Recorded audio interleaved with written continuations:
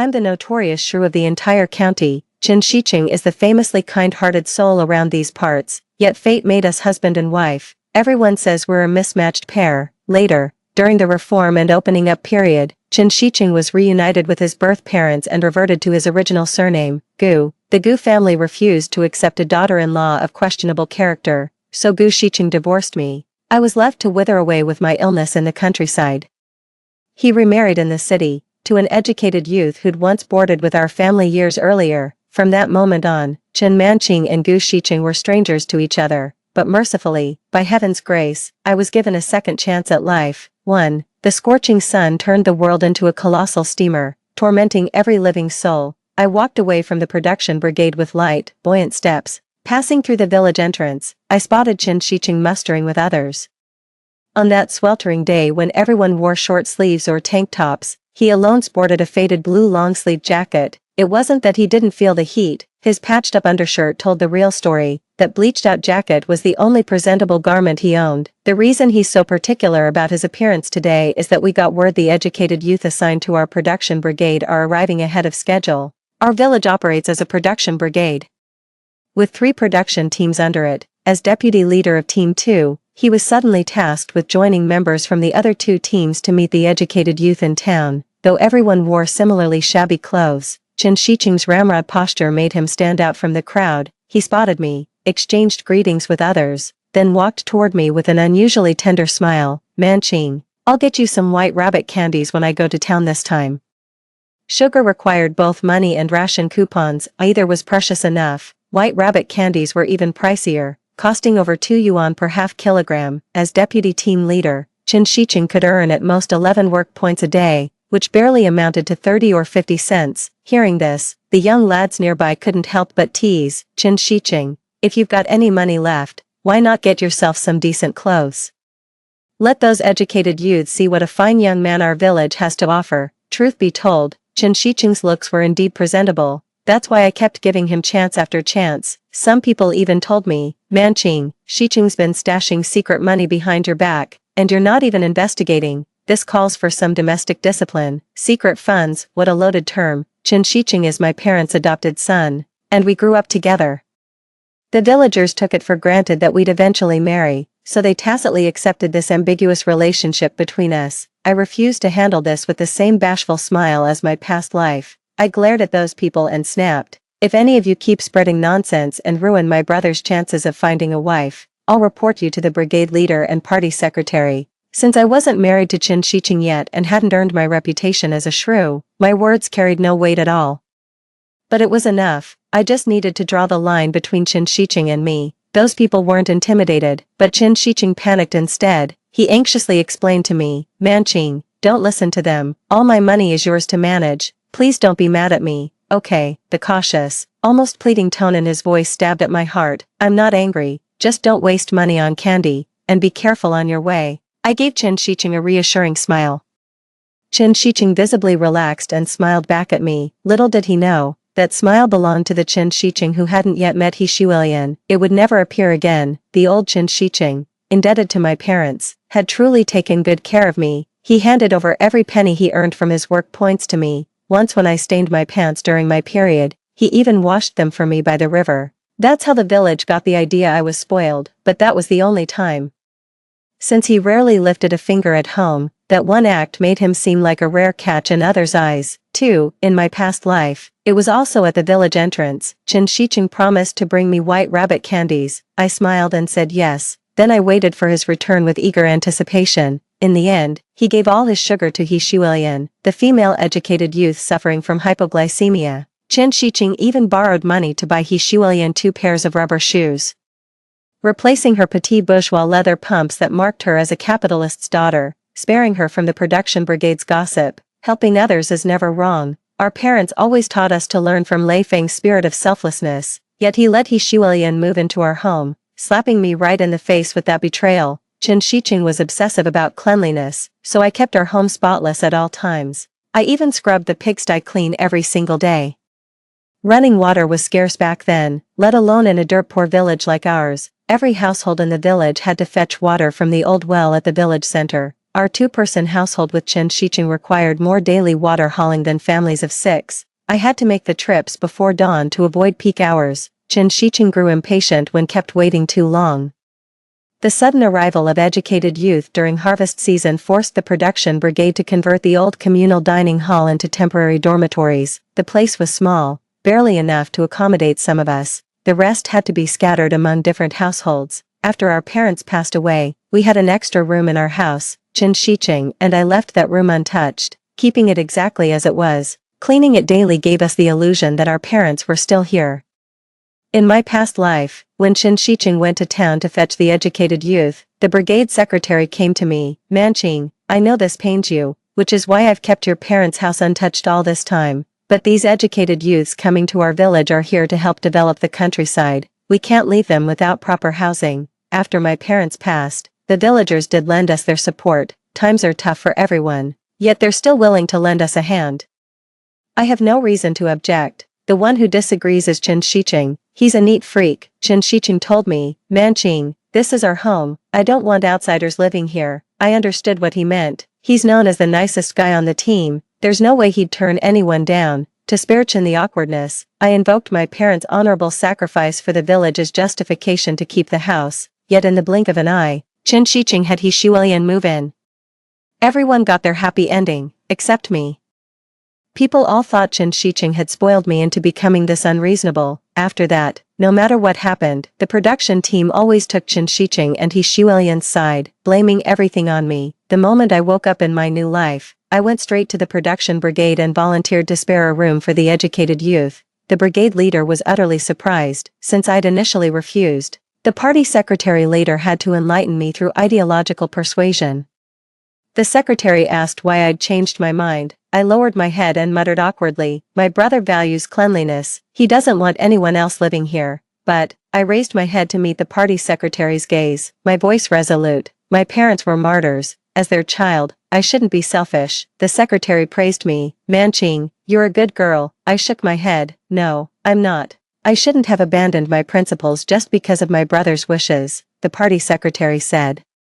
"That's the right attitude. Keep it up and strive for better performance." The squad leader beside me asked, "Did Chen Shicheng really say he didn't want others staying at his place?" I feigned embarrassment and nodded, then begged them to keep it confidential. "My brother's too shy to say no himself. That's why he asked me to speak up. Please don't tell him. I'll convince him to agree." The squad leader's expression darkened instantly. "I know why he's angry." The party secretary saw me out, then quickly went back inside. Standing by the corner, I heard the brigade captain swear, "Damn it, asking me to be his party recommender while playing dirty tricks to sabotage our youth program." "Old Wang, don't be upset. He's not the only educated one in the brigade. Manqing has always been sensible. I've seen her handling all the household chores and actively helping the elderly widows in the village." "You're right. Manqing actually got into high school back then.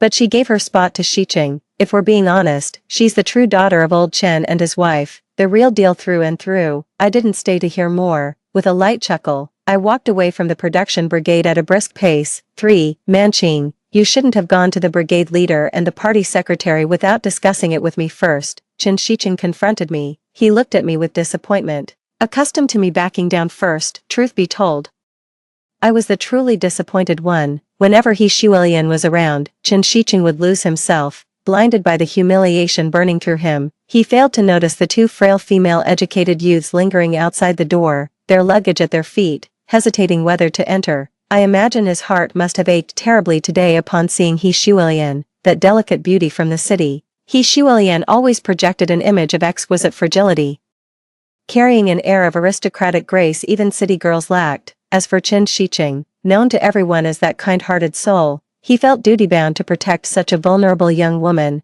Then he'd go to the brigade leader and party secretary, saying I was being unreasonable while volunteering to host the educated youth himself. That's exactly what he did in our past life, but this time, I beat him to it. The brigade leader and party secretary must have given him quite the cold shoulder.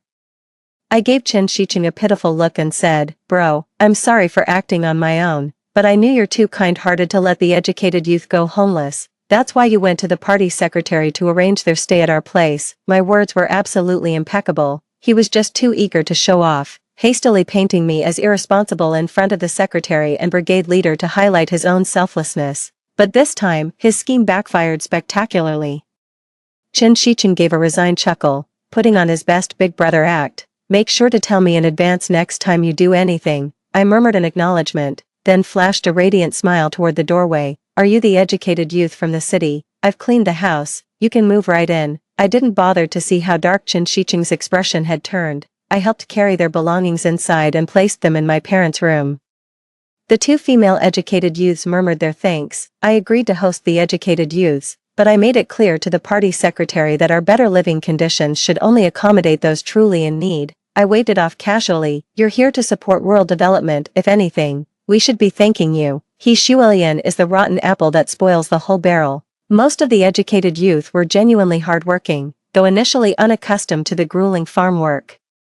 They persevered, with some dedicating tireless efforts to boost crop yields. I truly admire these educated youth. Shuilian was the exception, for, I thought with Shuilian no longer living with us, we'd rarely cross paths, but that wasn't the case. I kept running into Shuilian everywhere, always with Shicheng hovering around her like a devoted attendant. "Could you talk to the brigade leader? I really can't stand the dormitory. They're all ganging up on me." Truth is, He Shuilian was the one bullying others, especially those two educated youths with poor health whom the brigade leader assigned to stay with us. He Shuilian had this uniquely sickly sweet way of speaking. She had zero work ethic. Even when Chen Shicheng abused his authority to give her the easiest tasks, she'd constantly skip work, cut corners every day, and still mess things up. If not for the scorekeeper doing Chen Shicheng a favor, He Shuilian's work point record would be downright embarrassing.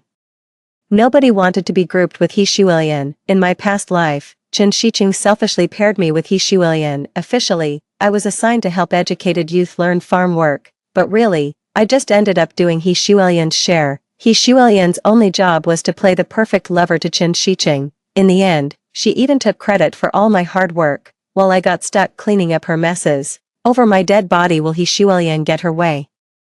I'd rather shovel shit than give He Shuilian a chance to leech off me. So I actually signed up for manure duty. I heard Chen Shicheng say pityingly, "Shuilian, just bear with it a little longer." He Shuilian whined, "I won't stay at someone else's place, it's filthy." He Shuilian was originally assigned to stay with another team member's family, but she insisted on living in the educated youth dormitory, complaining about their poor hygiene. Alright, I'll make sure you stay with us."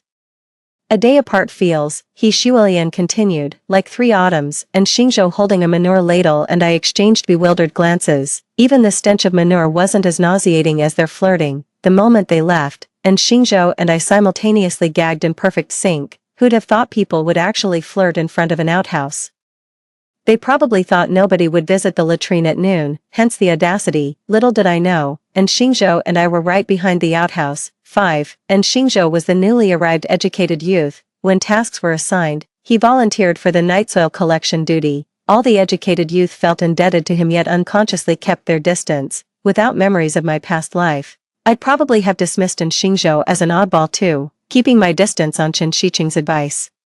Chen Shicheng thought Xingzhou was filthy, in truth, and Xingzhou was the only educated youth genuinely committed to rural development. His father, a university professor, had been sent to a cadre school in the neighboring town. Since Xingzhou refused to disown his father, he was sent to our remote backwater for re-education as an educated youth. Given his family background, the production brigade would assign him the manure-carrying chores even if he didn't volunteer.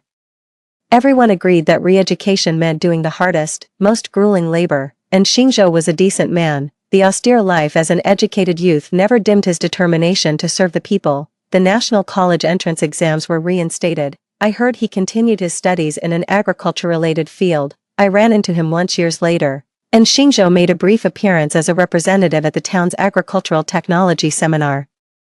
The scheduled 2-hour technical presentation was time he'd carved out from his packed schedule. He ended up staying for 2 extra days, leaving the conference hall to work directly in the fields, patiently solving farmers' problems while sacrificing his only family visit leave. His love for this land runs deep. I didn't really want to carry night soil. I just wanted to help Xingzhou, not just because I admired him, but also because he was the only one who ever spoke up for me in my past life. Grass won't rot without soil, and soil won't grow fertile without grass. Our production brigade was dirt poor, couldn't even get our hands on chemical fertilizer. Fertilizer was rarer than white rabbit candies. People could live without sweets, but crops couldn't survive without fertilizer. Even when our brigade leader begged daily at the commune for quotas, we still couldn't afford the damn fertilizer. Just poor, hopelessly, desperately poor. After assessing the village's situation, and Xingzhou began studying compost preparation. During our breaks, we'd previously dug a large pit by the fields. At first, only the party secretary and brigade leader knew what we were planning, and Xingzhou told me, "I've surveyed our brigade. River silt, aquatic weeds, and livestock manure are well prepared, but we're still missing one key ingredient." I asked, "What?" "We need to add lime to the raw materials to stimulate microbial activity." I didn't understand what microbes were.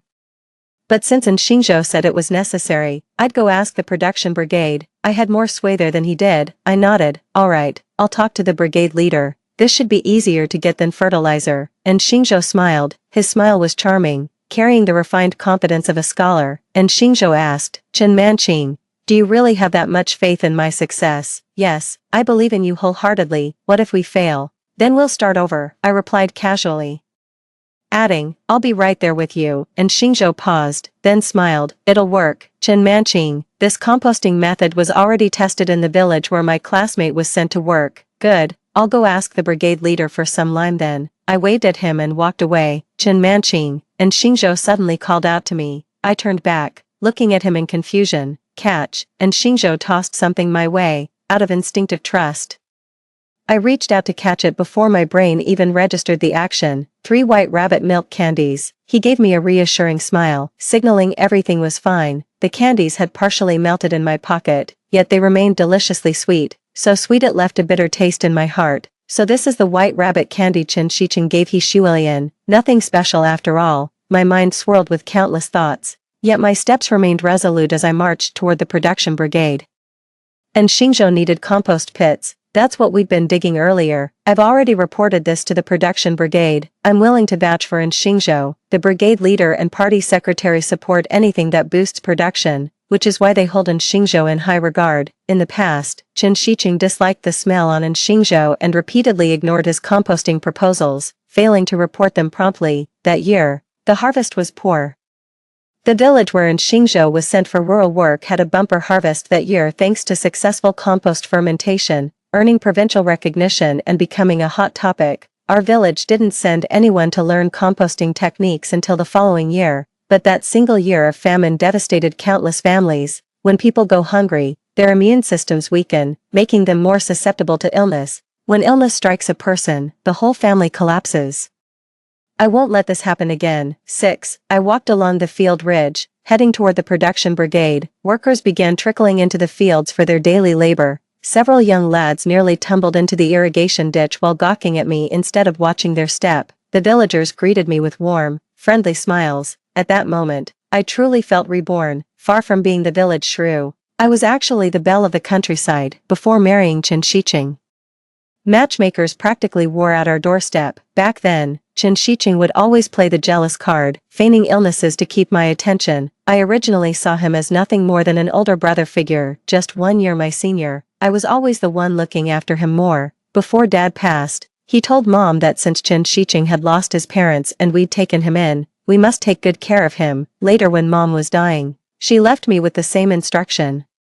No one ever considered that I'd lost my parents too. Back in those days, people were genuinely kind-hearted with high moral standards, often treating adopted children even better than their own. I always gave way to Chen Shicheng, time and again, from high school admission opportunities to party membership applications, even the recommendation quotas for worker peasant soldier students. Before He Shuilian came along, everyone just assumed I'd marry Chen Shicheng. Even I thought so myself. After all, I gave so much for him. It was Chen Shicheng who confessed to me first. Remember, like a stubborn sapling, I blossomed with joy under his daily care. How could those drab wildflowers from the countryside compare to the dazzling blooms of the city? Bound by gratitude to my family, Chen Shicheng reluctantly gave me this marriage. But that was all. All he could offer was a title, because he pledged his love to someone else. I don't resent him for moving on, only for deceiving me all these years and wasting my youth. How many opportunities to grow did I sacrifice for compromise? Never again in this lifetime. I'll soar higher and farther than Chen Shicheng ever could. No more sacrificing opportunities for his sake. nor being the worthless village woman he claims me to be. Even if I'm just a wildflower, I'll bloom with all my might. 7. Little did I expect to hear my own name when I reached the production brigade's gate. How can you be so sure that person is Manching? Through the window, I saw the squad leader's furrowed brows, deep enough to crush a fly. Chen Shicheng supported the sobbing He Shuilian. These two self-absorbed individuals remained completely oblivious to the squad leader's growing impatience. Chen Shicheng encouraged He Shuilian. Don't be afraid, Shuilian. Speak up, I won't take Manching's side, I scoffed. As if I needed his favor, He Shuilian seemed to gather her courage and said, I saw Chen Manching come to our educated youth dormitory. No outsiders had visited before. I had indeed been to the educated youth dormitory, but I went to the boys' dormitory looking for An Xingzhou. When we were carrying manure buckets together, I noticed his shoulders were uncomfortable. After Mom passed away, I was the one who carried all the water for our household. I knew exactly how painful it was to have your shoulders rubbed raw by a carrying pole, so I brought medicine to An Xingzhou at the educated youth dormitory. Chen Shicheng said firmly to the captain, Captain, don't spare me any favors, punish me as I deserve, damn it all, the captain muttered, taking a slow drag from his pipe and exhaling smoke rings. Even though I could only see Chen Shicheng and He Shuilian from behind, I knew they were practically giddy with anticipation. Waiting for the captain to start yelling, the captain did yell, just nod at me, break it up, you two, carrying on like this in broad daylight, have you no shame, Chen Shicheng? How could you distrust your own sister? Even an outsider like me knows what kind of person Manching is. Has all the rice your Chen family fed you gone to waste? You're so blinded by appearances you've forgotten your own name, and you, He Shuilian. The nation sent you educated youth to the countryside to make something of yourselves, not to be worshipped like some village deity. We won't tolerate your bourgeois decadence in our production brigade. People like you aren't welcome here. I'll be reporting your conduct to higher authorities. I already know what happened. He Shuilian owned a silver ring, said to be her parents' token of love. Later, this very ring became her own love token with Chen Shicheng. Now, the ring is lost, in her past life. He Shuilian had similarly reported this to the production brigade. By then, my reputation had been pretty much ruined by Chen Shicheng and He Shuilian. Many believed I stole the ring out of jealousy toward He Shuilian, deliberately trying to hurt her. Everyone took He Shuilian's side. Chen Shicheng forced me to bow an apology to He Shuilian, his hands pressing down on my shoulders. I was crying my eyes out. The squad leader had a stern face but a soft heart, having watched me grow up.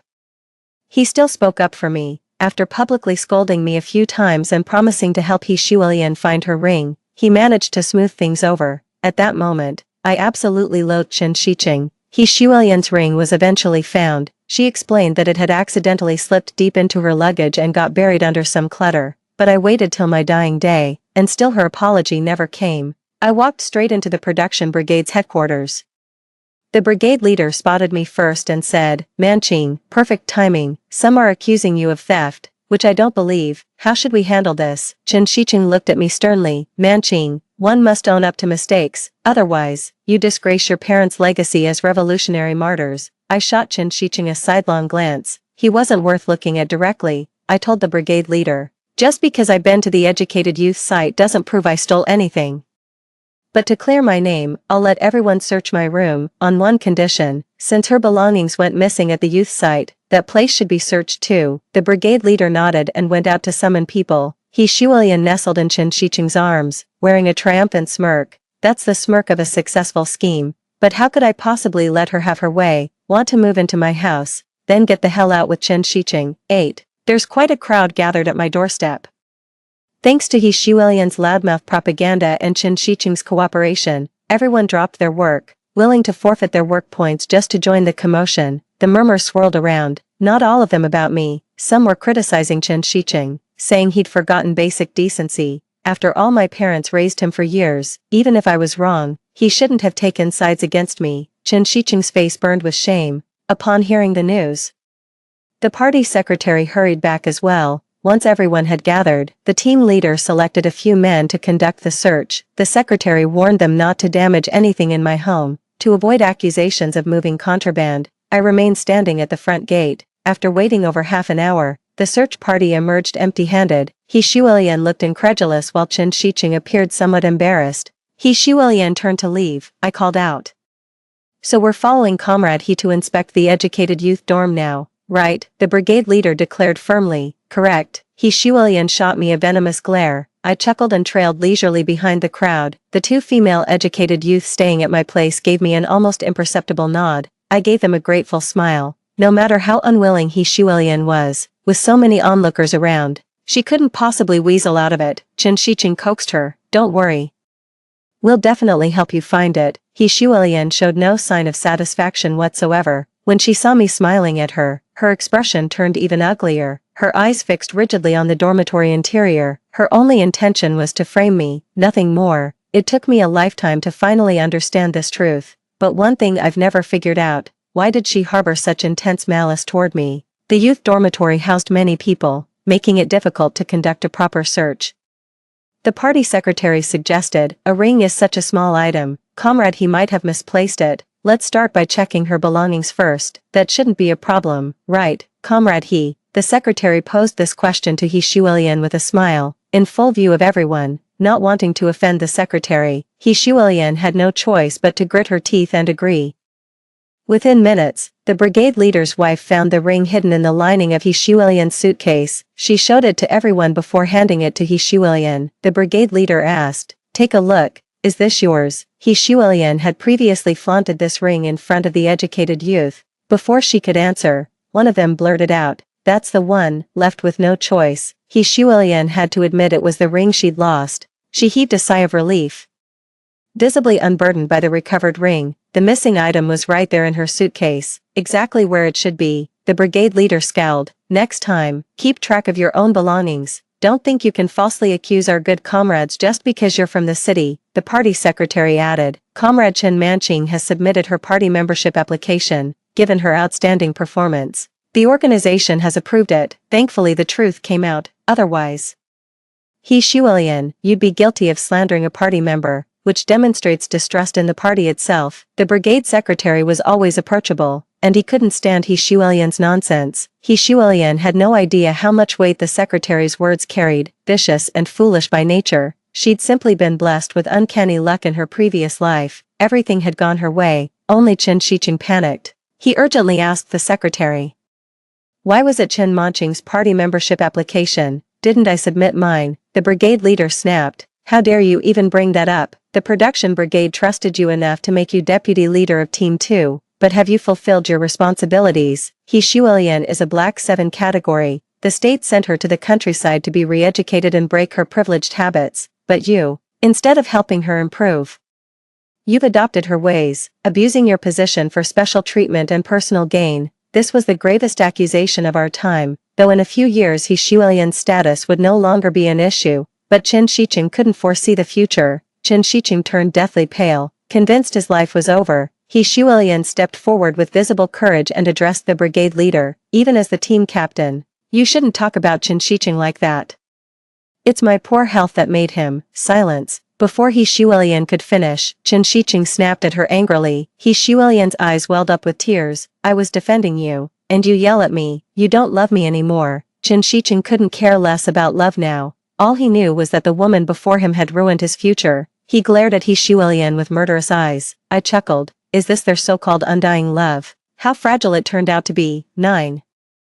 I couldn't help recalling my past life, dragging my sickly body to the Gu residence. The entire family stood on the high steps looking down at me. Their scrutinizing gazes and contempt made me feel like some poor distant relative begging for favors, not their daughter-in-law. They openly criticized my shabby clothes and lack of sophistication. Shuilian said she's morally corrupt. Such trash isn't worthy of entering our Gu family.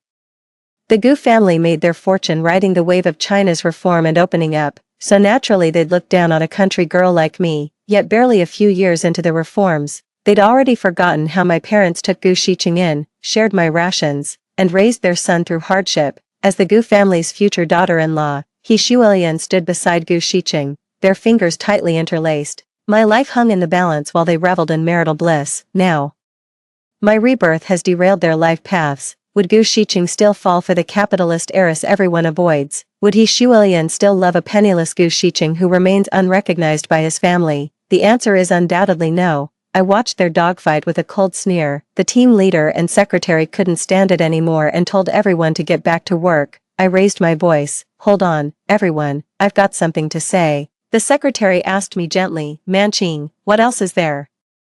I want to separate from Gu Shiqing. My voice rang out with conviction, instantly drawing everyone's attention. The team leader asked, what do you mean by separation? Who's this Gu Shiqing? The secretary asked sharply. His parents are surnamed Gu. Are they still alive? I nodded. Gu Shiqing shot me a startled, questioning look. The villagers only knew my parents had taken Gu Shiqing in, unaware of his true parentage. They simply assumed his parents had passed away.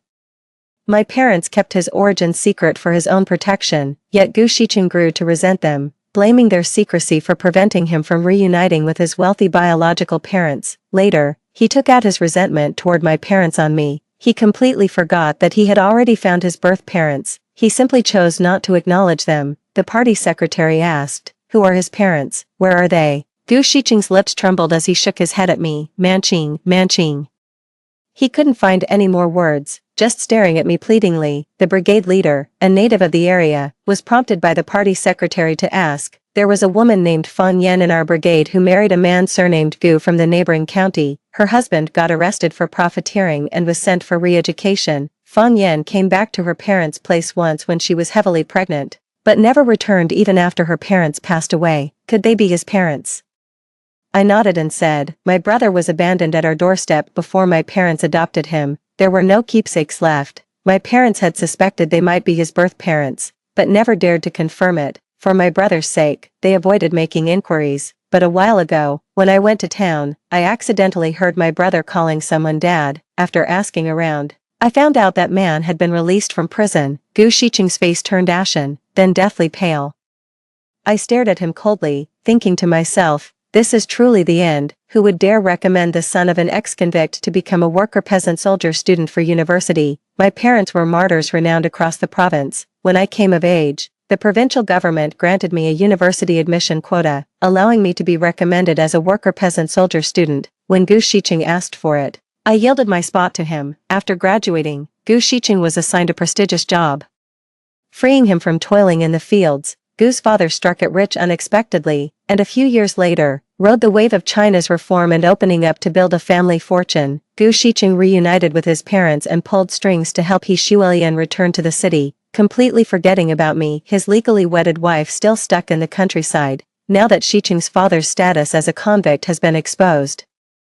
He'll never pass the political vetting. College is out of the question. He Shuilian stood arms crossed, surveying us all with equal disdain. You short-sighted fools. Shiqing's father will become Shenzhen's wealthiest tycoon. How dare you look down on people? He Shuilian, that's enough, Gu Shiqing shouted. He Shuilian retorted anxiously, I'm just standing up for you. Gu Shiqing glared at her coldly. I don't need it. If you hadn't pushed me to reconcile with my parents, things wouldn't have come to this. Staggering back from Gu Shiqing's icy stare, He Shuilian squeezed through the crowd of onlookers with tearful indignation before running off. I can play the victim too, you know. Just thinking about the suffering from my past life brings real tears. No acting needed. Between sobs, I said, brother, I never wanted to bring up splitting the family, but maybe it's because we don't share the same blood. You always take others' side and wrong me.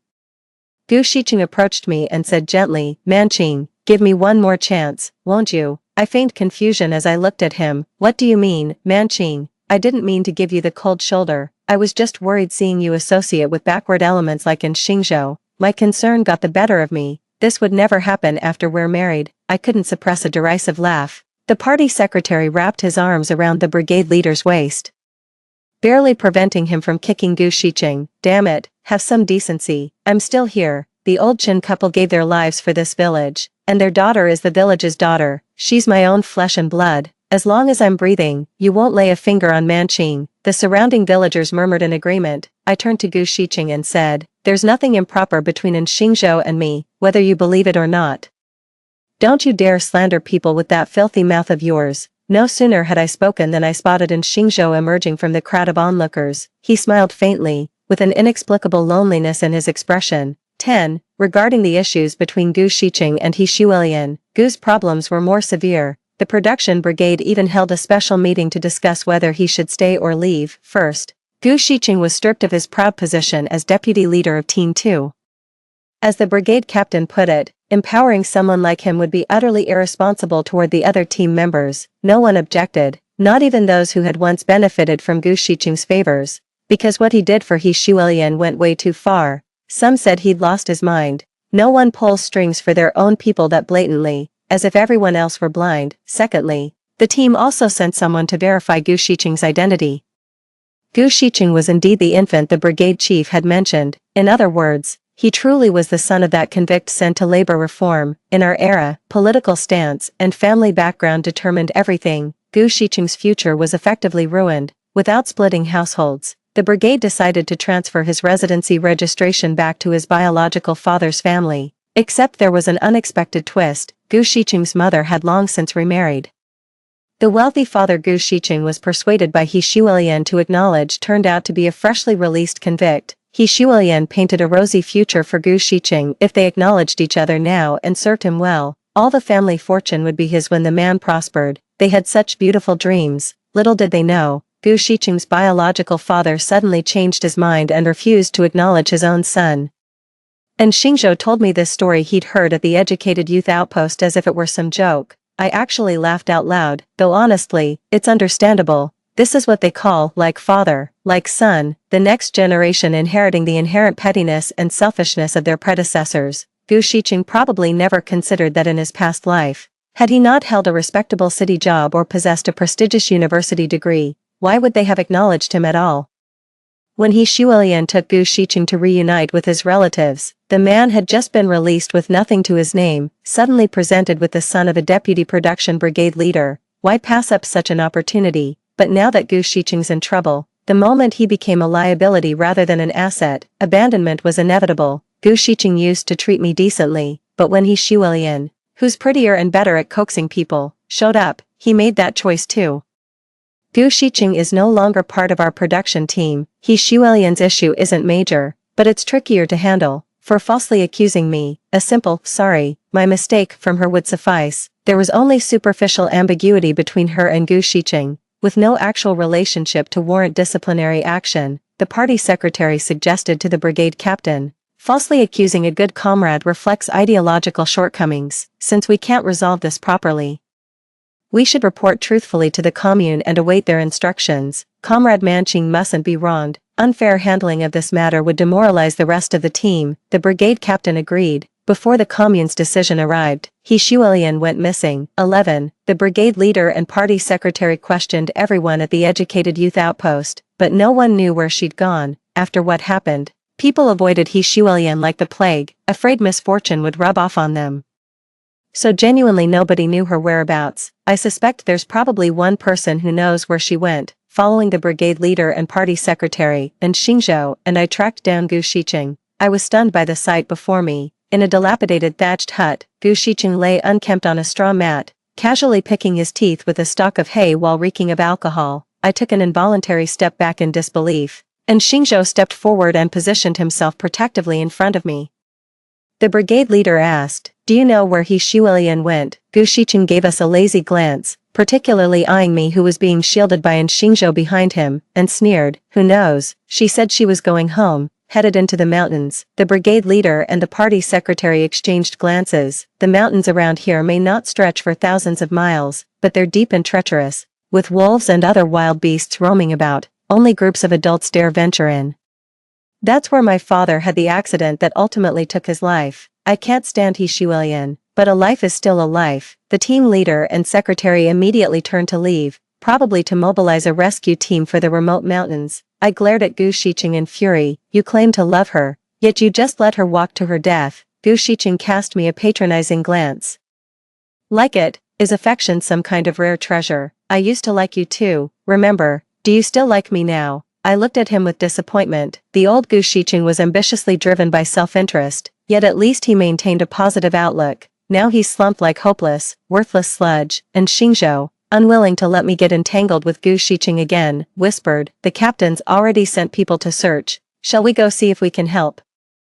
I nodded and left with Xingzhou without a backward glance at the man collapsed on the bed. During the critical harvest period, the team couldn't spare that many able-bodied workers. I volunteered without hesitation. "I'll go. My father taught me about the mountain terrain and even sketched a basic map. Comrade Xingzhou is currently helping make additional copies that we'll distribute later." The party secretary nodded. "With these maps, We can search deeper areas and improve our chances of finding them. You've done well, Manching. But as a young woman, you shouldn't go. It's too dangerous. I'm definitely going. When it comes to manual labor, I can work just as hard as the male team members. Besides, us women are more meticulous. Don't underestimate us female comrades. And Xingzhou stepped out of the house holding some papers and said upon hearing me, I'll go with Comrade Manching, before the party secretary could object. And Xingzhou playfully mimicked my tone. Don't underestimate us educated youths, the brigade leader said. This isn't child's play, and Xingzhou offered a plausible excuse. Comrade He Shuilian and I come from similar family backgrounds. If we find her, I could have a talk with her and provide some ideological guidance. The brigade leader and party secretary were convinced, but I wasn't buying it. And Xingzhou clearly couldn't stand He Shuilian. Many years later, and Xingzhou revealed a secret to me. He Shuilian possessed a peculiar book. Though he'd discarded it, he feared the strange artifacts she carried might endanger me. That's why he insisted on joining the search team back then and demanded to be paired with me. 12. We entered the mountains with ample provisions and water. After 3 days and 2 nights, with our supplies exhausted, we still hadn't found He Shuilian. The captain ordered us to turn back. We took the main road on our return for safety. We passed a peculiar mountainside devoid of greenery, its surface displaying black and brown hues with metallic sheen under sunlight. Noticing my gaze, the captain hesitated before saying, Manching, that's where your father fell. My father used to lead teams searching for iron or to make steel for our village, and sacrificed his life to save others. Only today did I learn that the accident happened deep in these remote mountains. The crowd looked at me with pity in their eyes. In that instant, tears streamed down my face. I asked the squad leader, can I take a closer look? The squad leader agreed and led the others ahead, saying they'd rest up front and told me not to rush, and Xingzhou followed at a discreet distance behind me. Remembering what happened both in my past life and during this period, an overwhelming sense of bitterness welled up in my heart. If my parents were still here, maybe Gu Shiqing wouldn't dare to bully me like this. I collapsed to my knees, wailing uncontrollably as the wind howled through the mountains, mourning with me. I cried until I was hiccuping, yet the tears kept flowing like an endless stream, and Xingzhou approached. He handed me a handkerchief, thinking it was meant to dry my tears. I took it only to find a beautiful stone wrapped inside. Keep it as a memento. Consider it a gift from your father. The tears I'd nearly held back came flooding again at Xingzhou's words, realizing his misstep. And Xingzhou paced around me in helpless agitation. After a long pause, he seemed to reach some decision, crouching beside me and humming softly, left home to save my love so true, who knew I'd top the royal exam through, the crimson robe I wear with pride, palace blossoms deck my hat, oh what a sight, the fresh, melodious singing captivated me, and my tears stopped unbidden, noticing I'd ceased crying, and Xingzhou explained, this is an aria from Huangmei Opera's The Female Royal Son-in-Law. His voice carried endless longing. My mother was a Huangmei opera singer in the troupe. She had a beautiful voice and met my father through performing. They married and had me. After mother passed, father developed heart trouble from grief and was sent to a cadre school. Worried for him, I deliberately chose to become an educated youth here, hoping I might see him again someday. Comrade Manching, I'm not telling you this for pity. I just want you to know, as long as we live, hope endures.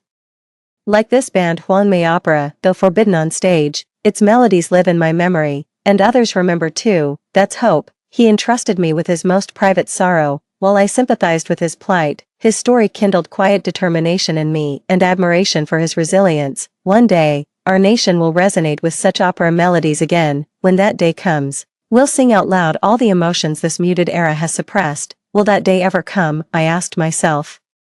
And Xingzhou looked at me with a knowing smile. I gave myself a firm answer, it will come true, and Xingzhou said, my name Xingzhou comes from the saying learning is like sailing against the current, you either advance or retreat, even in these circumstances. My father encourages me to keep studying hard, you should do the same, work hard, and everything will get better. Yes, everything will get better. I choose to believe in Xingzhou, and even more so in the resilience of our nation. Our motherland fought her way out of desperation against all odds, and our generation will widen and pave this path further. The commune mobilized a large search party for He Shuilian, but to no avail. No trace of her was found in He Shuilian's hometown either, yet everyone still believed she'd fled back home. After all, some educated youths genuinely couldn't endure the hardships and escaped back to the cities. But news of her gradually faded from memory. People had more pressing matters to attend to. The same went for me. The party secretary told me, Manching, We've been allocated a university admission slot. After discussion, the team decided to recommend you. Do you agree? I had no reason to refuse. As the school start date approached, I packed my bags and prepared to leave, and Xingzhou watched me depart from the crossroads. I kept looking back at him, and at this land, I'll be back, as a farmer's child. I must return to the soil that nurtured my ancestors, like them. I'll devote everything I have to this land. Extra Chapter 1, Male Leads POV. I still remember that day decades ago when she said there was nothing between Xingzhou and me. There were many things Manqing didn't understand. What she didn't understand was that between her and me, it was never innocent. Because I loved her, I fell for her the moment I laid eyes on her. To be precise, I was already intrigued by her before we even met, but back then, I didn't realize how disproportionately my gaze lingered on her. Then came the moment she handed me medicine, our palms touched, and something exploded in my mind, dazzling like a meteor outshining fireworks. Every meeting between us has been my own private celebration. The girl was beautiful yet oblivious. Fortunately, there's still plenty of time ahead. The book says my first encounter with Chen Manqing happened at the village entrance. The spoiled girl threw a little tantrum after her brother refused to give her the white rabbit candy she demanded. Her beauty made everyone present overlook her unreasonable behavior, but in truth, we first met working in the fields. She was an incredibly hard-working girl, with calluses thicker than her brother's. How could someone like this possibly have been spoiled growing up? So I seized the opportunity and stole He Shuilian's book. That book held He Shuilian's secret. All along the way, she kept furtively flipping through its pages. Strangely, everyone around her turned a blind eye to her behavior. No one even asked what that book was about. I thought of the ruined classics on our bookshelf, my father's professional volumes. Something felt off, so I decided to sneak a peek at the book's contents. An utterly absurd romance novel. I hadn't even finished reading when this conclusion became obvious. The male lead is Gu Shiqing, while the female protagonist is He Shuilian. Gu Shiqing is the long-lost heir of a tycoon, and He Shuilian is a time traveler from 50 years in the future. They fell in love at first sight, completely smitten with each other. The only obstacle between them was the male lead's sister, Chen Manqing. Chen Manqing had feelings for her adoptive brother Gu Shiqing, but he only saw her as a sister. The book mentions that Gu Shiqing reluctantly married Chen Manqing out of pity, yet still flirted with He Shuilian. Gu Shiqing married Chen Manqing out of obligation, but it was He Shuilian who truly held his heart. I was so furious I could only laugh bitterly. Marrying without love, got her pregnant, then made her toil in the fields even when heavily pregnant, until she miscarried. The book claims Chen Manqing's tragedy stemmed from her spoiled upbringing, calling it a self-inflicted fate. I saw no trace of spoiling in her demeanor. Down-to-earth simplicity defines her true nature. As I leafed through the book again, I was astonished to find the beginning had changed. It now mirrored everything I'd truly experienced. I frantically turned the pages, only to find blank sheet after blank sheet. I cannot foresee our future. My pause grew longer on that blank page, where bold words gradually emerged. Do you wish to change your destiny? Then follow the instructions and complete the corresponding tasks. This book will make you the master of this world. I think I'm beginning to understand. I threw that damned book into the cesspit. Gu Shiqing and He Shuilian were merely puppets of this book. Their figures were as lifeless as taxidermy specimens in a museum. Chen Manqing and I will never become people like that. I adore the radiance that shines from Chen Manqing with all my heart, like spring blooming across the countryside. Everyone follows the natural flow of the story, yet I choose to love you against the current of fate. Male leads POV side story 2. My dearest Manqing, I hope this letter finds you well. How is your research progressing? All is well on my end. I coughed for a while, my hands trembling slightly. I pushed the letter paper aside, afraid I might cough up blood and stain it. The medical staff anxiously crowded around the hospital bed, pushing the assistants out of the way. Mr. N, are you all right? What's bothering you? I shook my head slightly, took a moment to steady myself, and only when my hands stopped trembling did I continue writing. That year during the double cropping season, you shouted women hold up half the sky in the fields, working harder than anyone else. Manqing, I'd agree with anything you say without hesitation, but this time, I think you're wrong. You're holding up our entire sky. After finishing the letter, I asked them for more paper. Let me write a few more letters.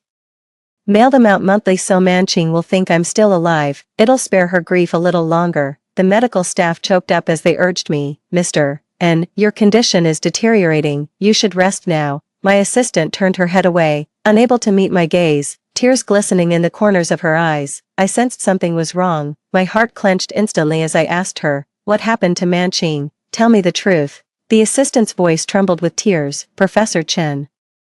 She passed away last night. My hand went limp and dropped onto the blanket. How could this be? I just spoke with her a month ago. Professor Chen collapsed in the lab 3 months ago. She was barely revived. The doctors said her liver had sustained severe damage from prolonged exposure to pesticides during her research. She fought so bravely, holding on for so long. The assistant broke down in tears as she spoke. She was my student. And whenever she visited our home, Manching would prepare all sorts of delicious dishes for her, yet the assistant never once called Manching Professor's wife. She said, Professor Chen was a remarkable woman in her own right, not someone's appendage. How could someone as extraordinary as Manching be gone just like that? That year, when our brigade received the province's sole university admission quota, it went to Manching without question.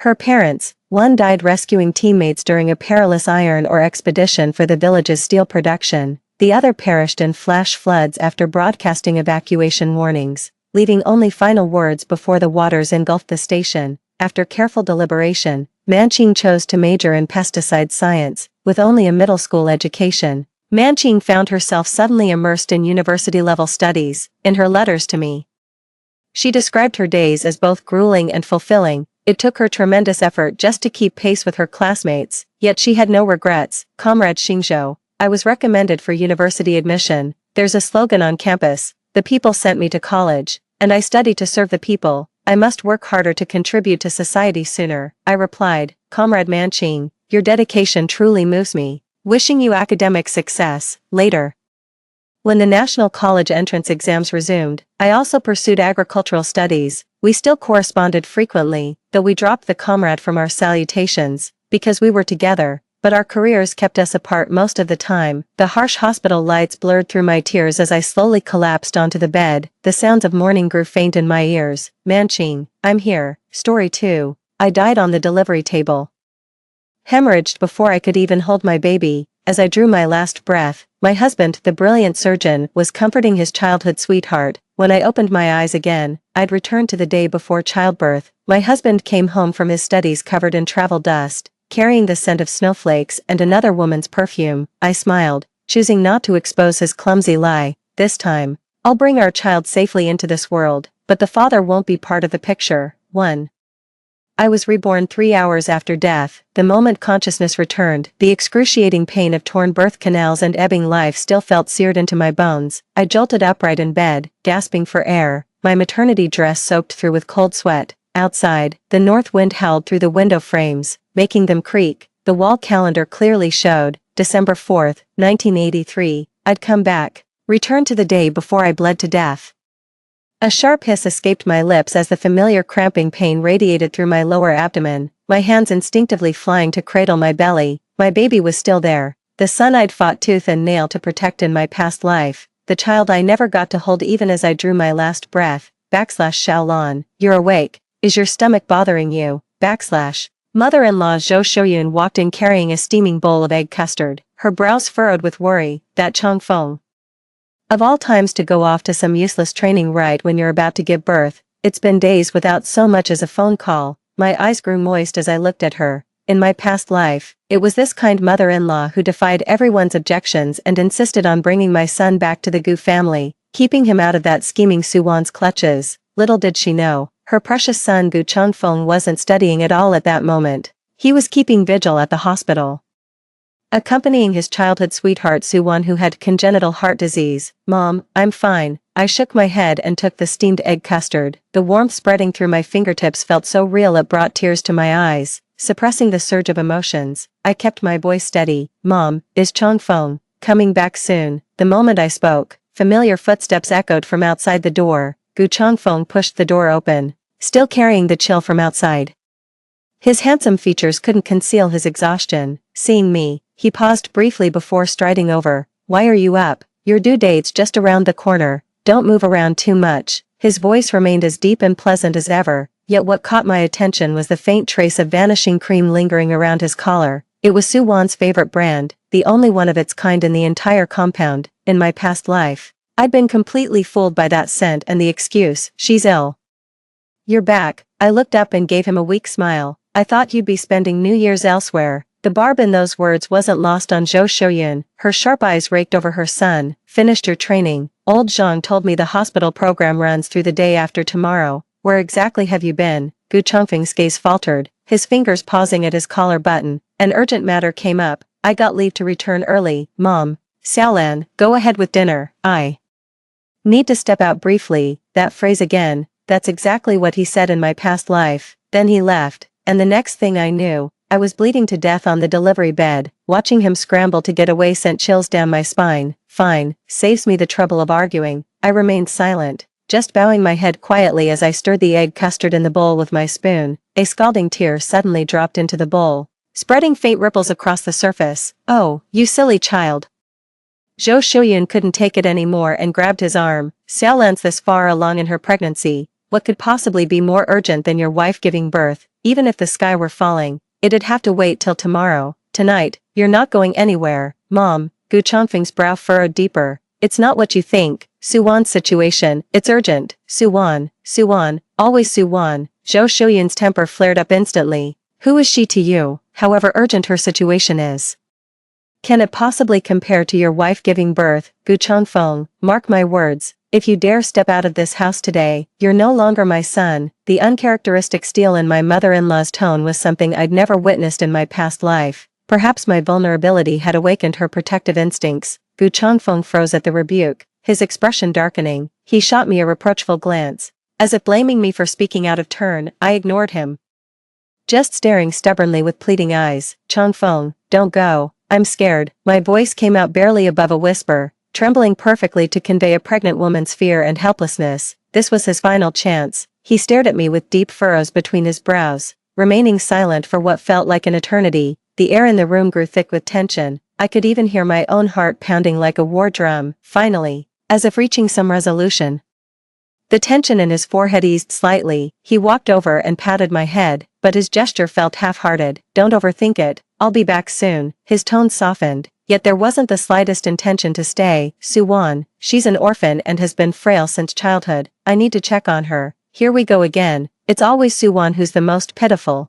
Suwan who matters most. The last ember of hope in my heart died out completely, the moment he turned away.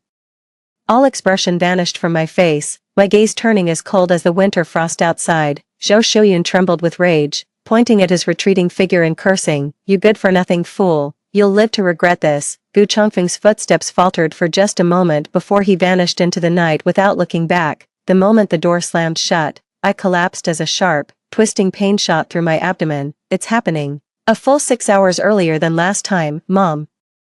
I clutched Zhou Shouyun's hand as beads of sweat instantly formed on my forehead. I think I'm going into labor. Take me to City People's Hospital. I deliberately emphasized the words People's Hospital. What? Zhou Shouyun panicked. The People's Hospital. Nonsense. The maternity ward at Central Hospital is far superior. I'll call Uncle Zhang right now to arrange a car. No. I gripped her hand so tightly my nails nearly drew blood. Mom. I don't trust Central Hospital. I don't trust Suwan's uncle. Suwan's uncle happened to be the head of Central Hospital's obstetrics department. In my past life, it was him who delayed my critical treatment during hemorrhagic shock, citing lack of family consent as justification. In this lifetime, I'll never entrust my life to their hands again. My gaze turned resolute, leaving no room for doubt. Zhou Shouyun finally grasped the gravity of the situation as she took in my ashen face and terror-stricken eyes. She stopped arguing, gritted her teeth and said, Fine, we'll go to People's Hospital. I'll call a cab right now. Outside the window, the snowstorm grew fiercer. I knew the real battle had just begun. This time, I'd fight my way out, for myself and my child. 02. The road to City People's Hospital proved far more treacherous than anticipated, with blizzards blocking the roads. The rickshaw kept skidding through the snow. Every jolt sent searing pain radiating through my lower abdomen. Zhou Shouyun stood by, frantic with sweat pouring down her face as she alternated between cursing Gu Chongfeng and the heavens above. I clenched my teeth, swallowing every whimper of pain. This pain is nothing compared to a fraction of what I endured in my past life. At the hospital, the doctor examined me and immediately wheeled me into the delivery room. It's an emergency. The baby must be delivered immediately. Family members, the mother is at risk of severe hemorrhage. Prepare yourselves mentally and sign these consent forms first. A nurse rushed out holding paperwork. I'll sign. Without a moment's hesitation, Zhou Shuyun grabbed the pen and scrawled her name in the family member column, lying on the cold delivery table. I felt warmth flood my chest at my mother-in-law's decisive voice outside the door. In my past life at the General Hospital, Suwon's uncle had extended that same form, but beyond those doors, there'd been only deafening silence. Gu Chongfeng's phone remained persistently unreachable. Push, I see the crown, give me one more big push. The midwife's voice rang in my ears. I gasped desperately, channeling every ounce of my strength into this moment. Flashing through my mind was my son's faint yet tenacious cry from our past life. My child, mommy's coming, wah. A piercing newborn cry shattered the delivery room's silence. Exhaustion overwhelmed me as tears instantly blurred my vision. Congratulations, it's a healthy baby boy, 6 kilograms. The nurse cleaned the baby and brought him to me, tiny and wrinkled, his eyes squeezed shut while his mouth stretched wide open, wailing with surprising vigor. My son, with trembling hands. I gently touched his cheek, warm and soft. Hush now, sweetheart, mommy's here. This lifetime, I finally get to hold you. I named our child Anan Lin Wanan. He carries my surname Lin. May his life be blessed with peace. Dawn was breaking when I stepped out of the delivery room. Zhou Shuyun cradled the baby, her crow's feet crinkling with joy. Spotting me, she hurried over and gently tucked in my blanket. Xiaolan, you've worked so hard. The Gu family has an heir now. Look how this little one's nose and mouth resemble Chongfeng when he was a baby. I smiled faintly, offering no reply. Does it look similar? I don't think so. Gu Chongfeng arrived shortly after we returned to the hospital room. He looked weary with dark circles under his eyes. The moment he saw me and the child, his shoulders visibly relaxed. Then his face flickered with a complex mix of guilt and joy. Xiaolan, you've had a rough time. He approached the bedside and reached out to touch me. But I turned away to avoid his hand. His hand froze mid-air, lingering awkwardly. Zhou Shuyun tightened her grip around the child with a frosty expression, sneering. Well, look who decided to come back. I thought your precious urgent matter, childhood sweetheart would need your attention forever. Gu Chongfeng flushed and paled alternately. Mom, don't talk nonsense. Last night, there was an emergency. Must be something earth-shattering if it's more urgent than your wife giving birth. Zhou Shuyun pressed on relentlessly. What exactly happened to Suwon? Did her heart condition flare up again? Or is she on death's doorstep? Is this really worth abandoning your wife and newborn? Gu Chongfeng choked on his words before finally forcing out. She just had a bit of a scare. Her nerves are rattled. A scare. Zhou Shuyun's voice suddenly rose to a shrill pitch. Drawing stares from neighboring hospital beds, she gets a little scared, and you rush over to stay the whole night. But when my daughter-in-law was writhing in agony on the delivery bed, where were you? Gu Chongfeng, do you even care about this family anymore? Gu Chongfeng was thoroughly scolded, his handsome face flushing beet red. He looked at me pleadingly, hoping I'd speak up for him. I pretended not to notice, simply gazing down at Anan in my arms.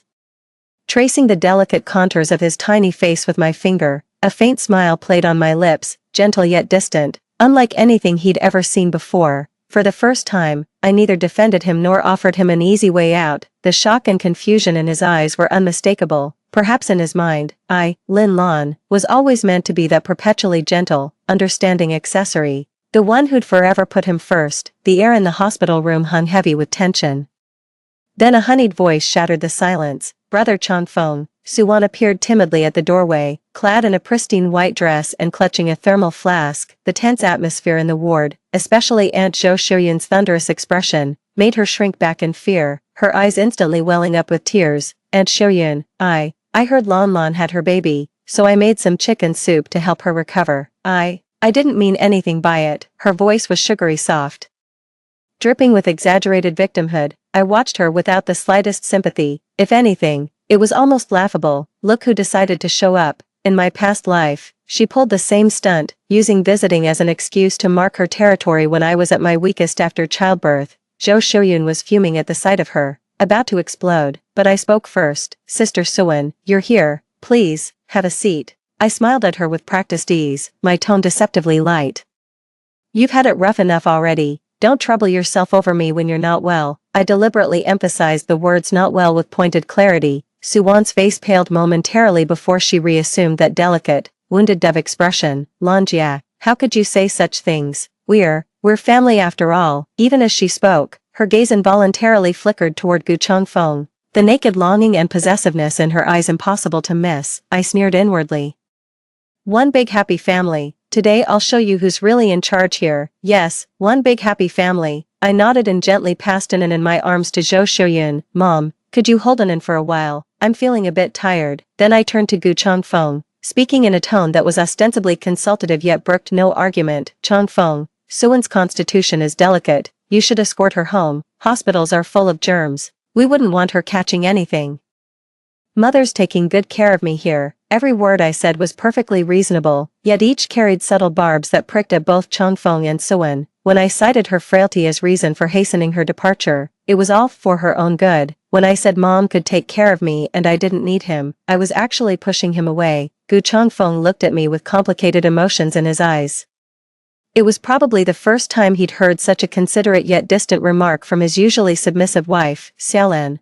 Brother Changfeng. Suwon quickly grabbed the hem of Gu Changfeng's sleeve, her voice trembling with tears. Did I do something wrong to upset Sister Lanlan? If it's because of me, I'll leave right now. She made a show of leaving, yet her feet seemed rooted to the ground, taking 3 lingering glances back at Changfeng. Her eyes pleading for him to stop her. This play hard to get act. I'd grown tired of it in my past life. I leaned against the headboard, silent, just watching their performance unfold. My mother-in-law Zhou Shouyun glared at Suwon with the hatred of a sworn enemy. Leave? Then why don't you just go? She pointed at the door and snapped. This humble home can't accommodate someone as grand as you. Take your damn soup and get out. Suwon trembled from the shouting, tears streaming down her face like scattered pearls, a picture of delicate sorrow. Gu Changfeng finally couldn't take it anymore. Shielding Suwon behind him, he snapped at his mother. Enough. She meant well. Zhou Shouyun let out a bitter laugh. What good could she possibly intend? This is a weasel offering New Year's greetings to a chicken. Gu Changfeng, if you side with her today, don't call me mom ever again. The mother and son were locked in a tense standoff. The hospital room thick with hostility you could cut with a knife. Just then, I suddenly clutched my stomach and let out a pained groan. Ouch, my stomach hurts so bad. Doctor.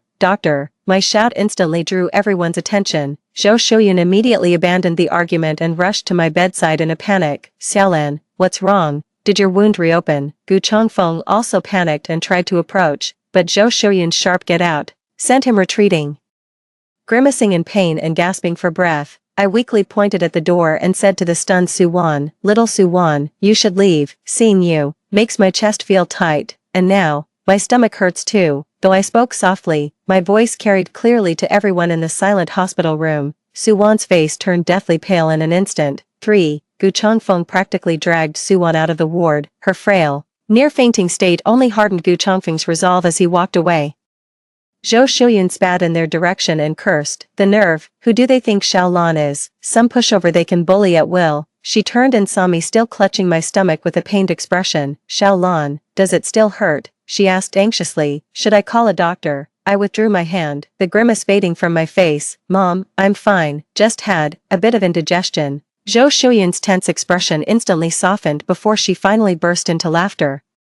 She tapped my forehead with a mix of affection and amusement. You little rascal, you scared me half to death. But, well played. This was the first time I'd formed a genuine alliance with my mother-in-law, one willing to charge ahead on the front lines, the other delivering precise strikes from the rear. Gu Changfeng disappeared again for 2 whole days after leaving this time. I'm enjoying the peace and quiet, recuperating in the hospital without a care.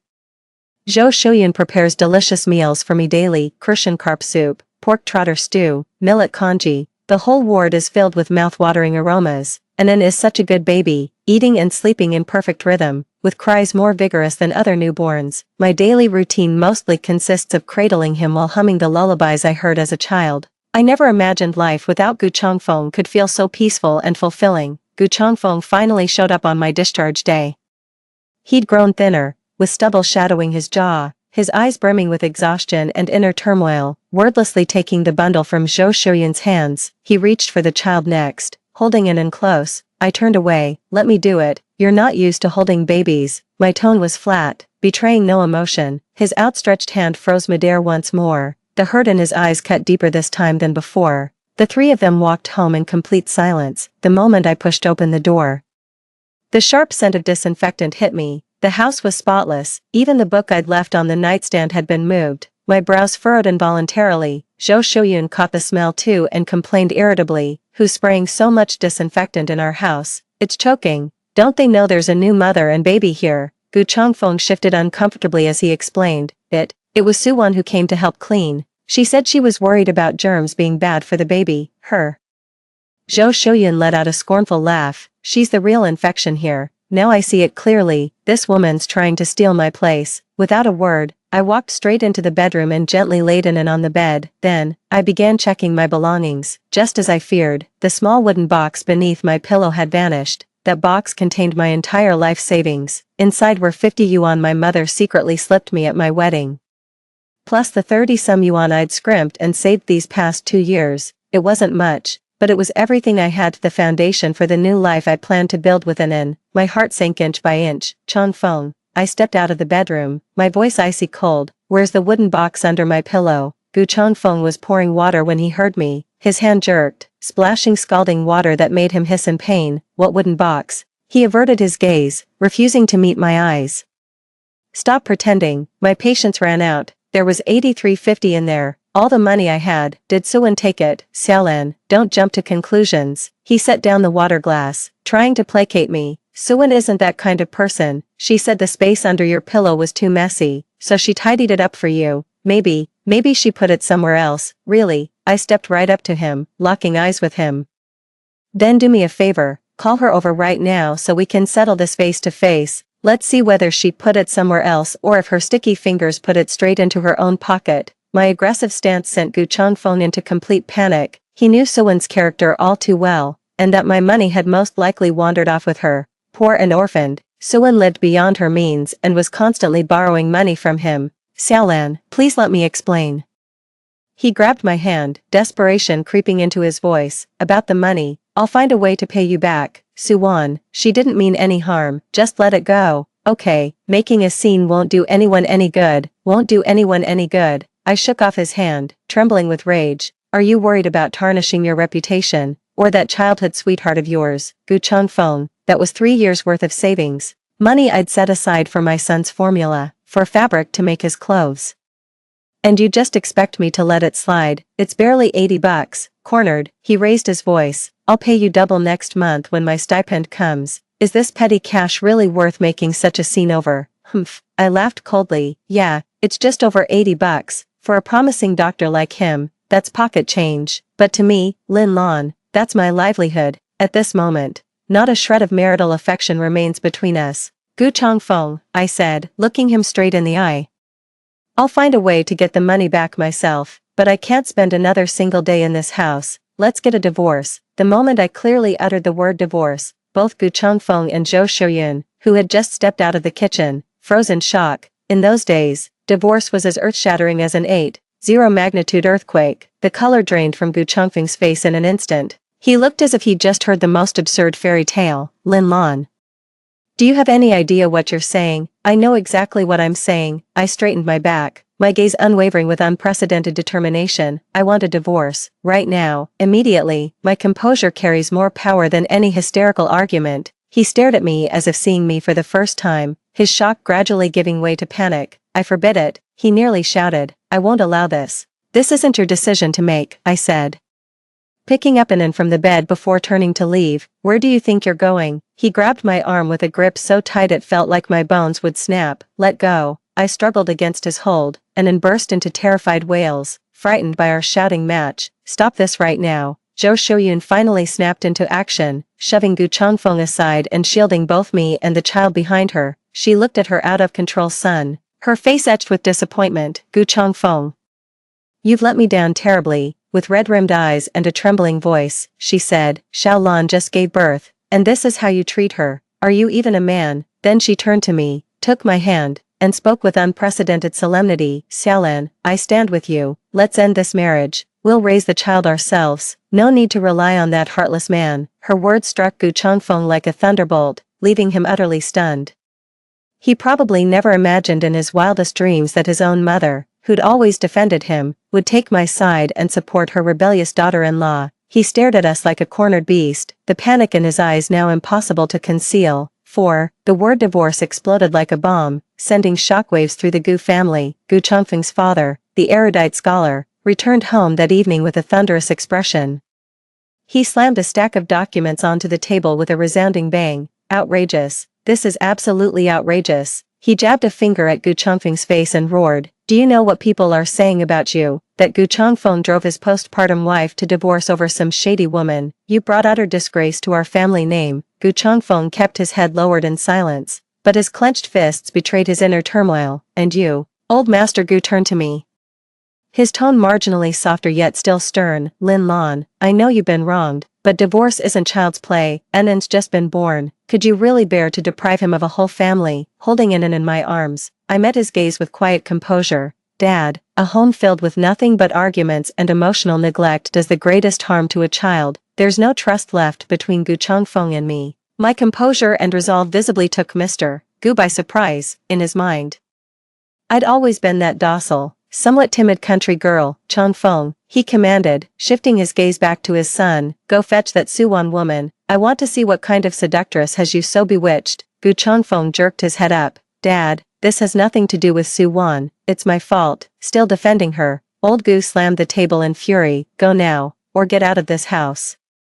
Gu Chongfeng's expression shifted through several emotions before he finally gritted his teeth and stormed out, slamming the door behind him. I knew he was going to find Suwan, not to summon her for confrontation, but to protect her. The living room fell into an oppressive silence. Zhou Shouyun handed me a cup of warm water and whispered, "Don't be afraid, your mother's here." I nodded, but my mind was preoccupied with another matter. My money. I can't just let this go. Early the next morning, while the Gu family was at work and the compound was quiet, I carried Enan straight to Suwan's place. Suwan lived in a tiny studio apartment provided by the textile mill, one of those cramped single-occupancy units. I knocked on the door. Suwan opened the door. When she saw me, a flicker of panic crossed her face before she quickly composed herself, putting on that signature pitiful expression of hers. "Sis Lan Lan, what brings you here? Come on in."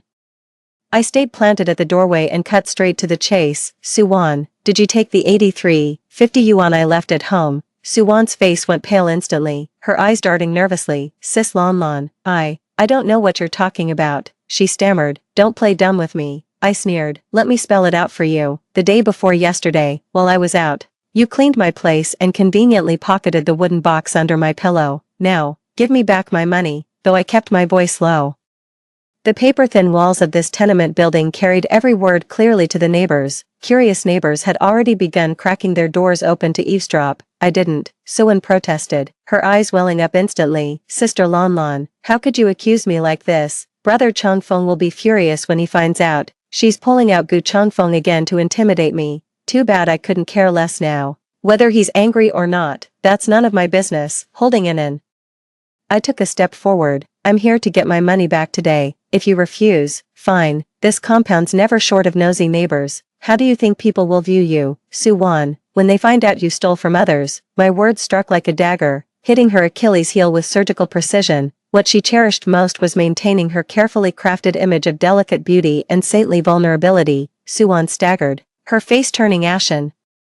She glared at me with eyes brimming with venomous resentment. I didn't. I really didn't." "Is that so?" I pulled a handkerchief from my pocket. "This is the one I used to wrap money before I got married. You must have accidentally stuffed it in your pocket when taking the cash." Funny thing, I found it in Chongfeng's pocket yesterday. Of course, I'd found nothing in Gu Chongfeng's pocket. This handkerchief had been planted long ago. I was bluffing her, plain and simple, just as expected. Suwan's composure shattered completely at my words. Her hand instinctively went to the pocket of her dress. That single gesture said it all. You tricked me," she snapped, her face flushing with anger as realization dawned. "You know damn well whether I tricked you or not," I said, done with her nonsense. "Either return the money now and we'll pretend this never happened, or we'll take this straight to the textile mill's management and let them settle it."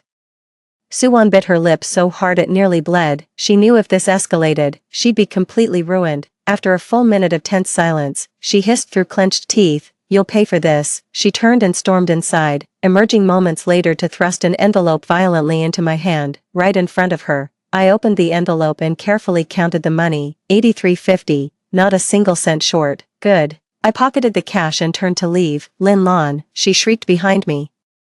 "Don't get cocky. You think you've won. Chongfeng loves me. Even if you cling to the title of Mrs. Gu, you'll never have his heart." I paused, glanced back at her, and smiled. "You're right, I could never win his heart. But Suwan, you've misunderstood one thing. it's not that I'm clinging to the title of Mrs. Gu, it's that I, Lin Lan, am the one rejecting Gu Changfeng, that heart you treasure like gold. To me, it's worthless. Without another glance at her jealousy-contorted face, I held mine in close and walked away without looking back. The sunlight warmed my skin like a gentle embrace. My heart felt lighter than ever before. Getting my money back meant regaining my confidence. Next came the divorce, but unexpectedly, Gu Changfeng threw a wrench in the works. The day after I recovered the money, Gu Changfeng came looking for me. He stopped me in front of the compound's bulletin board. At that moment, I was holding in while reading the newly posted job listings.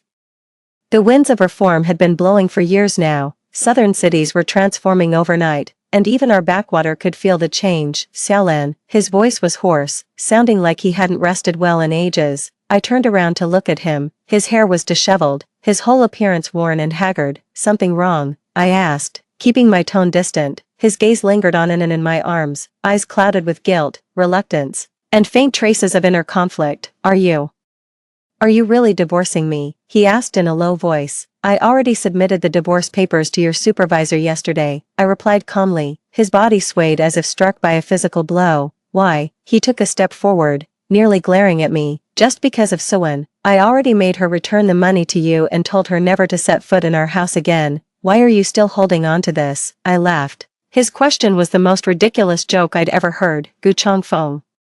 After all this time, you still think it's just about the money, isn't it? He stared at me stubbornly. I know I neglected you. I know I failed you. But Xiaolan, I do have feelings for you. For this family. Can't you just give me one more chance? A chance, I thought bitterly. In that lifetime when I died on the delivery bed, whoever gave me a chance? I shook my head as I looked at him. Gu Changfeng, we can't go back. Not after you kept abandoning me and our child for Suwan.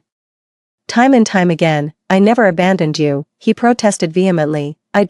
You just thought she needed you more. I finished his sentence for him. In your heart, I, Lin Lan, will always be the strong one who doesn't need care, who can be sacrificed, while she, Suwan, is that delicate flower that would wither without water, needing you to cradle her in your palms every single moment. My words cut like a scalpel, laying bare the truth he'd long refused to acknowledge.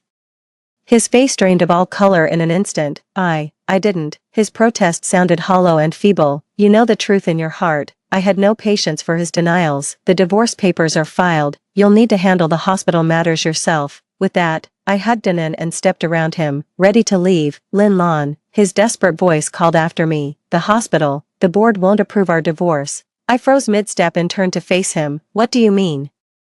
He gave a bitter smile. I'm the hospital's top surgeon. A divorce would damage both my reputation and the institution. My heart sank. I'd forgotten. This was the 80s. Divorce was far more complicated than I'd imagined. So what? I stared at him. Are you saying I can't get this divorce? Xiaolan. He approached, his tone softening with pleading. Let's stop this fighting. Alright, let's make this marriage work. I swear, I'll be a better husband and father. I'll never see Suan again. Please, he thought this was my compromise. He believed I was using divorce as a weapon, just to make him cut ties with Suan. He didn't understand. How could someone who's already died once go back to walking the same old path? Gu Changfeng, I said, meeting his gaze with unwavering calm. This divorce is non-negotiable. If your superiors won't approve it, I'll keep appealing, level after level, all the way up. I refuse to believe there's no justice to be found in this world. You. He choked on his anger at my stubbornness. Must you make such a spectacle? Must you drag my name through the mud until the whole hospital knows? Do you want Gu Changfeng to lose all dignity? Your own actions brought this shame upon you, not mine. With that icy retort, I clutched our child and walked away without looking back. I needed another plan. If force doesn't work, try persuasion. What I need is a divorce reason that neither he nor the entire Gu family can refuse. Back home, I locked myself in the room and began desperately recalling events from my past life. Economic reforms, policy changes, special economic zones. These keywords flashed through my mind one after another. Suddenly, a name popped into my mind. Li Xingli, a distant cousin of my father's, the village good-for-nothing that everyone looked down on. In my past life, early in 84, this Li Xingli somehow got his hands on some cash and went to Shenzhen as a profiteer. Within just a few years, he became our county's first 10,000 yuan household. I remember it clearly. After making his fortune, he returned to his hometown drunk and bragged that his startup capital came from profiteering. He sold northern ration coupons for grain and fabric to southern merchants at inflated prices on the black market. In those days, profiteering was a serious crime. A bold plan began taking shape in my mind. What if Gu Changfeng, or rather, the Gu family, were also guilty of profiteering? No, I can't do that to them. Old Master Gu is a decent man, and his wife has always treated me well. But what if it's just Gu Changfeng alone? What if I could engineer a situation where he's forced to make a mistake, an opportunity that could ruin his reputation enough to constitute gross misconduct for divorce, yet wouldn't be a capital offense or implicate the entire Gu family? My gaze fell upon the desk. There lay a stack of Gu Changfeng's research materials. As a top medical student with exceptional expertise, he'd been involved in confidential medical research. These documents were classified as state secrets before publication. A venomous thought coiled around my heart like a serpent. If these materials were to accidentally fall into the wrong hands and be exploited, then Gu Changfeng's charges would go far beyond just profiteering. That would constitute leaking state secrets. A conviction like that would cost him his job. By then, our divorce will finally go through. Watching Anan sleeping soundly in bed, my heart was bleeding. Anan, is mommy being too cruel by doing this? But if I don't make this hard choice, we'll never escape this prison of ours. Forgive me, Gu Changfeng. If you must blame someone, blame your past life when you owed me a debt of blood. 6. The first step of the plan was finding the right problem solver, Li Xingli. I took leave from Zhou Shouyun under the pretense of visiting my parents' home. Though concerned about me handling the child alone, she saw my determination and remembered our recent tensions. Thinking a change of scenery might do me good, she finally agreed. When Gu Changfeng learned of it, he offered to accompany me, only to be met with my icy refusal. No need to trouble the esteemed Dr. Gu with his busy schedule. I can manage on my own. He stared at my frosty profile, lips parting slightly before closing again without a word. The desolation in his eyes threatened to spill over. Pretending not to notice, I packed my modest belongings and boarded the homebound train with Anan in my arms. My parents' home was in a small county town in the neighboring province, a full day and night's journey by train. Rocking gently in the old green train car, I held Anan while watching fields and villages rush past the window, my mind flooded with thoughts. This journey was gambling with nothing less than Anan's and my future. Failure is not an option. When I returned to my parents' home with the baby in my arms, my mother's eyes welled up with tears. She kept asking if I'd been mistreated at my in-laws. Not wanting to worry her, I just said I was visiting and had some errands to run. The next day, I left Anan with my mother and went alone to Li Xingli's house. Li Xingli's house stood at the easternmost edge of the village, 3 ramshackle adobe rooms. He was squatting by the doorway, sipping corn liquor with pickled vegetables when he spotted me, his bleary eyes flashing with surprise. Well, if it ain't Dr. Gu's missus, little Lin Lan. What brings you back to these parts? His slurred words carried the stench of cheap liquor. Brother Xingli, I need your help with something. Cutting through the small talk, I got straight to the point. I didn't mention the documents. Just said I had some hot commodities on hand and needed a channel to sell them down south. Heard you've got connections. Li Xingli squinted, sizing me up from head to toe as if gauging the truth in my words. Don't mess with me, girl. I'm just a broke nobody. What connections could I possibly have? He waved me off with undisguised skepticism. Brother, let's cut the crap. I pulled out $10 from my pocket and pressed it into his hand. Consider this earnest money. You'll get 50 more when the job's done. 60 yuan was a fortune to Li Xingli at that moment. He stared at the money in his hand, eyes wide and breathing heavily. What kind of goods? He finally showed interest. Don't ask questions, I whispered. Just deliver this package to a man named Hua Cheng in Shenzhen. Here's the address. I handed him a note. This Hua Keng was the Hong Kong businessman Li Xingli had bragged about in my past life. The very man who brought him into the trade. Li Xingli took the note, his expression shifting repeatedly as he studied the address. He was no fool. He knew these were dangerous waters. Girl, isn't this illegal? He hesitated. Fortune favors the bold. I looked at him and said slowly. Brother Xingli, are you really content to rot in this backwater forever, being looked down upon, or do you want to make something of yourself out there? My words struck right at the core of his deepest desires. He fell silent. After a long pause, he threw his head back and drained the bowl of liquor, wiping his mouth roughly with the back of his hand. Done deal. He stuffed the money and note into his pocket with sudden resolve. Don't worry, little sister, I'll handle this for you. Where's the merchandise? I don't have the goods yet, I said. 5 days from now, same time, I'll come find you then. We'll settle the payment and delivery together. got it, leaving Li Xingli's house. A huge weight lifted off my shoulders, the most critical piece of the puzzle had fallen into place. Now all that remained was obtaining the documents and making Gu Changfeng willingly take the blame for the leak. After spending 3 days at my parents' home, I returned to the compound with an inn. The moment I stepped inside, I could tell something was off about the household atmosphere. Gu Changfeng sat on the couch, chain-smoking one cigarette after another. The ashtray in front of him was already overflowing with cigarette butts. Zhou Shouyun and old man Gu sat across from him, both wearing grim expressions. As soon as I walked in, Gu Changfeng sprang to his feet and stubbed out his cigarette. So you finally decided to come back.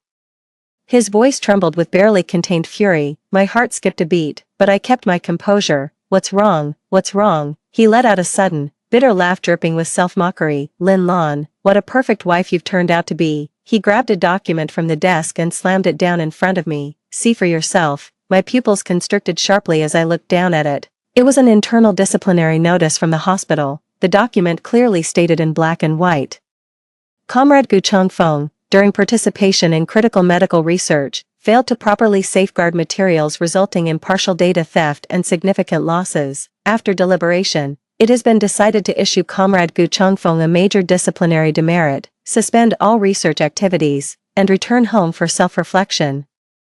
The data was stolen. How? I hadn't even made my move yet. 7. My mind went completely blank. What the hell is going on? I haven't done anything yet. So how could the data be stolen? Why was Gu Changfeng disciplined? Could it be Su Wan? Did she cry thief first and make her move ahead of time? No, that can't be right. Stealing those documents wouldn't benefit her at all. It would only destroy Gu Changfeng, which goes against her own interests. I forced myself to calm down and looked up at Gu Changfeng. He was staring at me with an utterly unfamiliar gaze, one filled with anger, disappointment, and a trace of resentment. You did this, didn't you? He advanced toward me step by step, his voice hissing through clenched teeth. To force a divorce, to ruin me, you'd resort to such underhanded tactics. I didn't, I instinctively retorted. Didn't, he sneered, pointing at the disciplinary notice. The documents were right on our bedroom desk. Who else could have accessed them so easily? Don't tell me we got burgled. I was left speechless in my defense. True enough, only we two had bedroom keys, with the documents missing. I was the prime suspect. What's more, the documents disappeared right after I filed for divorce. The timing is just too convenient. So convenient it feels like someone orchestrated the whole thing. Changfeng, calm down. Zhou Shouyun stood up, blocking my path. I know Xiaolan isn't that kind of person. There must be some misunderstanding here, Mom. How can you still defend her at a time like this? Gu Changfeng's eyes turned bloodshot. She'd do anything to leave me. I must have been blind to marry such a viper. Slap. A resounding slap landed hard across Gu Changfeng's face. It was his father. Trembling with rage, he pointed at Gu Changfeng, speechless for a long moment. You disgrace. Get out of my sight. Gu Changfeng covered his face, staring at his father in disbelief. Then he shot me a glance. The sheer hatred in his eyes threatened to consume me whole. Without a word, he turned and slammed the door behind him. A deathly silence filled the room. Holding in close, I trembled slightly, not out of fear, but out of rage. Someone scheming behind my back. This person wants to ruin Gu Changfeng and pin the blame on me. Who the hell is it? My mind was racing. Su Wan, unlikely. She'd gain nothing from Gu Changfeng's downfall. Li Xingli, impossible. He's just a pawn I manipulated. No access to the Gu family. Then who could it be? Suddenly, someone I'd long overlooked surfaced in my mind. Zhang Aijuan, the deputy director of Gu Changfeng Hospital, a middle-aged man who appeared genial on the surface. I remember after Gu Changfeng's incident in my past life, it was him who immediately took over the soon-to-be vacant director position, and within no time, he got together with Su Wan. At the time I found it strange. How could Su Wan, who was supposedly madly in love with Gu Changfeng, switch affections so quickly? Now it occurs to me they might have been secretly involved all along, and Gu Changfeng was just a stepping stone for their social climbing. The moment this thought struck me, I got goosebumps all over. If that's really the case, then everything makes perfect sense now. Zhang Aijuan used Su Wan to get close to Gu Changfeng. Su Wan played the delicate white lotus flower in front of him, driving a wedge between us as a couple. Then they seized the opportunity to steal the documents and pin the blame on me. This way, they could not only bring Gu Changfeng down, allowing Zhang Aijuan to naturally take his position, but also make me, the mastermind, be shunned by the Gu family. Meanwhile, Su Wan could rightfully stay by the victim Gu Changfeng's side as his comforter. What a brilliant move, killing 3 birds with 1 stone. What a vicious scheme. My gaze turned icy as I stared at the disciplinary decision on the desk. Did you really think this could destroy me? You've sorely underestimated Lin Lan. Those who've stared death in the face have nothing left to fear. Dad, Mom, I raised my head, meeting Mr. Gu and Zhou Shuyan's gaze with unwavering determination. I didn't do this. Please believe me. Just give me some time. I'll uncover the truth and clear my name. Mr. Gu and Zhou Shuyan exchanged glances, each seeing shock reflected in the other's eyes. They probably never expected that after suffering such grave injustice, instead of breaking down or making a scene, I'd remain terrifyingly composed. Good, Mr. Gu said solemnly, locking eyes with me. I trust you. Just tell me what you need me to do. I need you to investigate Deputy Director Zhang's recent bank transactions and Suwan's social connections. Since you want to play games, I'll see this through to the end. Let's see who comes out on top in the end. 8. The Gu household was shrouded in a heavy atmosphere in the following days. Gu Chongfeng never returned. Rumor had it he went straight to the affiliated hospital, refusing all visitors. Meanwhile, I set my counterattack plan in motion. With Mr. Gu's considerable influence, he quickly obtained the information I needed. Deputy Director Zhang's bank account mysteriously received an anonymous transfer of 500 yuan 2 weeks ago.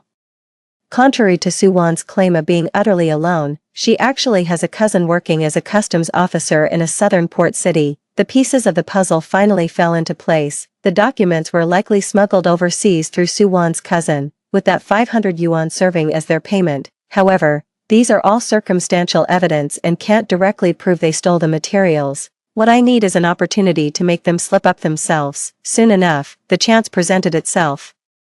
That weekend, the compound organized a social dance party. This kind of occasion is the perfect breeding ground for gossip and rumors. Suwan naturally attended as well. Dressed in a pristine white dress with light makeup, she looked pure and innocent. At the ball, many who didn't know the truth cast sympathetic glances her way, and some even asked her to dance. She became the center of attention, a poor victim of a vicious first wife. Holding in my arms, I sat in the corner, watching her performance with cold detachment. Zhou Shuyan was fuming. That shameless hussy still dares to show her face in public. Just wait till I tear that lying mouth of hers apart. Easy, Mom. I held her back. The real show hasn't even started yet. Midway through the ball, Zhang Aijuan took the stage. With righteous indignation, he denounced the despicable theft of medical research and expressed heartfelt sympathy for the victim, Comrade Gu Chongfeng.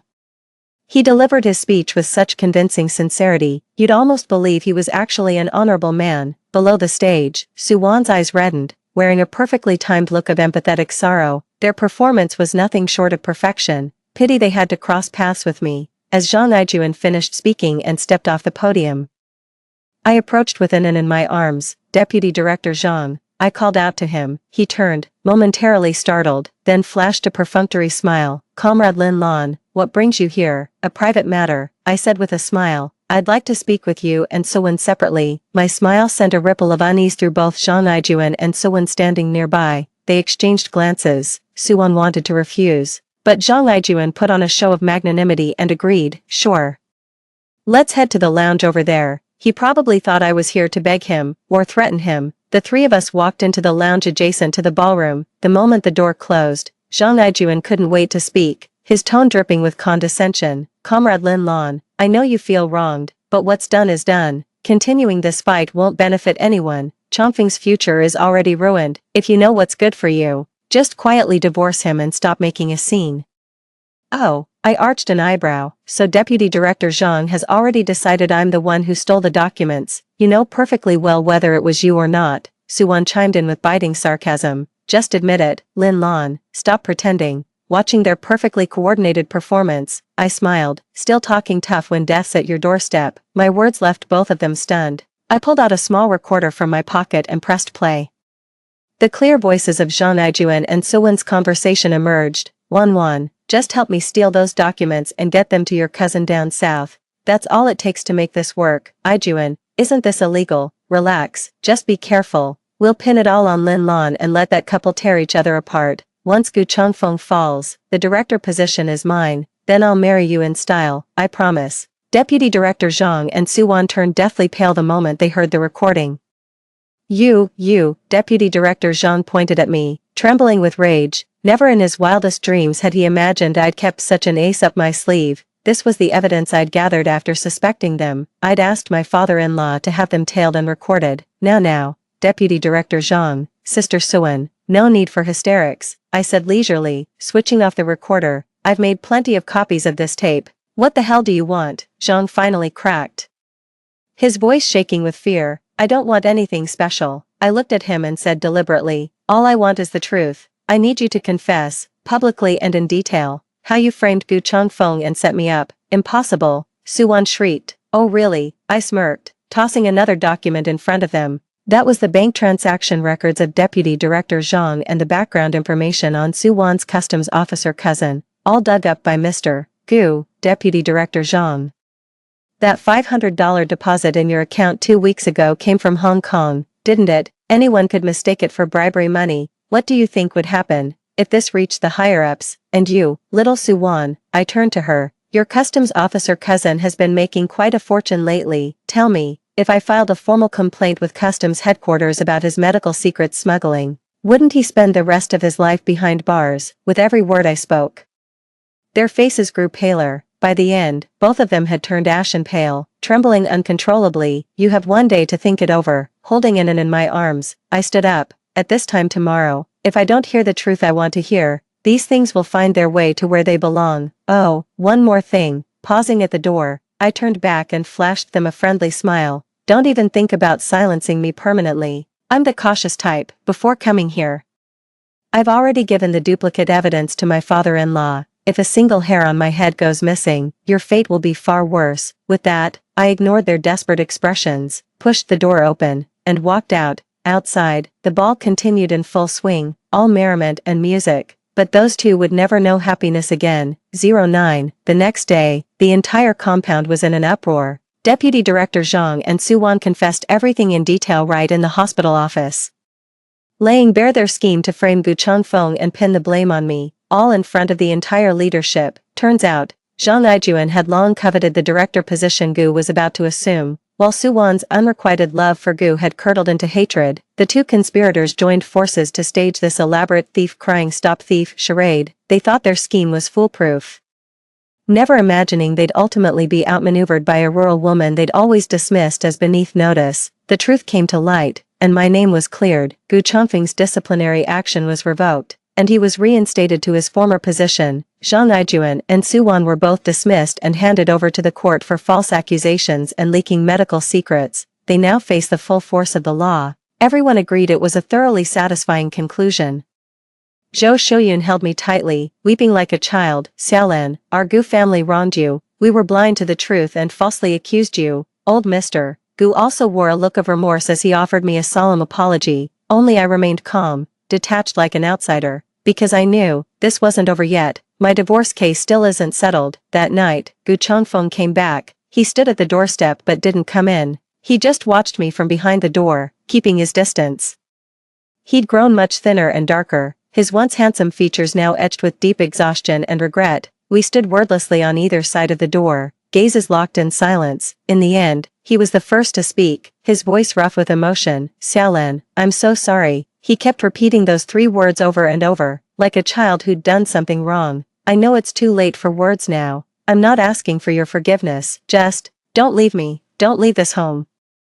He looked at me with such raw pleading in his eyes it felt almost tangible. Anan needs her father. Let's start over. Okay. As I looked at him, an absurd sense of amusement suddenly washed over me. Start over. What makes him think I'd casually return to his side after he's torn me to shreds? Gu Changfeng, I said with eerie calmness, you know what? When I died, I didn't hate you. I didn't even hate Suwan. I just thought, if there's a next life, I don't want to meet you again.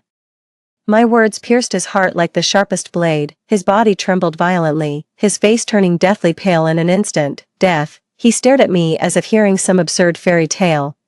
What did you say? Nothing. I couldn't bear explaining those unbelievable reincarnation experiences to him again. This marriage is over. I met his gaze with steely determination. You said divorce wasn't an option unless there was serious misconduct. Well, Dr. Gu, does abandonment qualify as serious misconduct? He froze. When your precious childhood friend needed comforting over some scare, you left your 9 months pregnant wife home alone. Does that count as abandonment? when I was hemorrhaging and needed next of kin consent. Your phone was off the hook for hours. Tell me, doctor, does that qualify as abandonment when I was wronged and condemned by everyone? You sentenced me without even hearing my side. Doesn't that count as abandonment? With every question I asked, the color drained further from his face. By the end, he'd gone deathly pale, barely able to stand upright without leaning against the doorframe. Gu Changfeng, you're unworthy of being a husband, let alone a father. I've signed the divorce papers. See you at the Civil Affairs Bureau tomorrow. Without another glance, I shut the door firmly behind me. A muffled, anguished sob came from the other side. I knew he was crying. The iron-willed warrior who shed blood but never tears on the battlefield finally broke down the moment I completely abandoned him. But what does it matter now? Belated affection is cheaper than weeds. What's more, his regret wasn't about failing to love me, it was about losing me. I, Lin Lan, who've already died once, will never turn back for such cheap remorse. 10. The divorce proceedings went surprisingly smoothly. With the cautionary tale of Zhang Aijuan and Su Wan, the hospital dared not obstruct us on any pretext. Gu Changfeng himself had given up all resistance. His hands trembled violently when he signed his name at the Civil Affairs Bureau. Stepping out of the Civil Affairs Bureau, the sky was brilliantly blue and the sunlight warm. I took a deep breath, feeling like I'd been reborn anew. Zhou Xiuyun and Gu's father insisted on giving me half their family assets, but I refused. I only took an inn and a few of my own clothes. I want no further ties with the Gu family whatsoever. It was dawn when I left the compound, carrying Inan in my arms. I walked down the familiar tree-lined path. Early risers heading to work cast complicated glances my way, some pitying, some regretful, others admiring. Without acknowledging anyone, I walked straight to the compound's gate. A jeep was parked there. Gu Changfeng leaned against the car door, watching me in silence. Let me walk you home, he said hoarsely. No need, I declined. Please let me see you home, he pleaded, almost desperately. Just one last time. Seeing the bloodshot eyes and stubbled chin, my heart finally softened. All right. We walked to the train station in complete silence. As we neared the station, he suddenly asked, Xiaolan, where are you going? Shenzhen, I answered truthfully. It was the vanguard of reform and opening up, a city brimming with opportunities and challenges. The fresh start I'd chosen for myself and Inan. He fell silent. The car pulled up at the train station, holding Inan in my arms. I prepared to step out. Wait, he called out, handing me a bulging canvas bag from the passenger seat. Take this. When I opened it, there was a thick wad of cash inside along with various ration coupons, grain tickets, fabric vouchers, industrial certificates, practically his entire life savings. I can't accept this, I said, pushing the bag back toward him.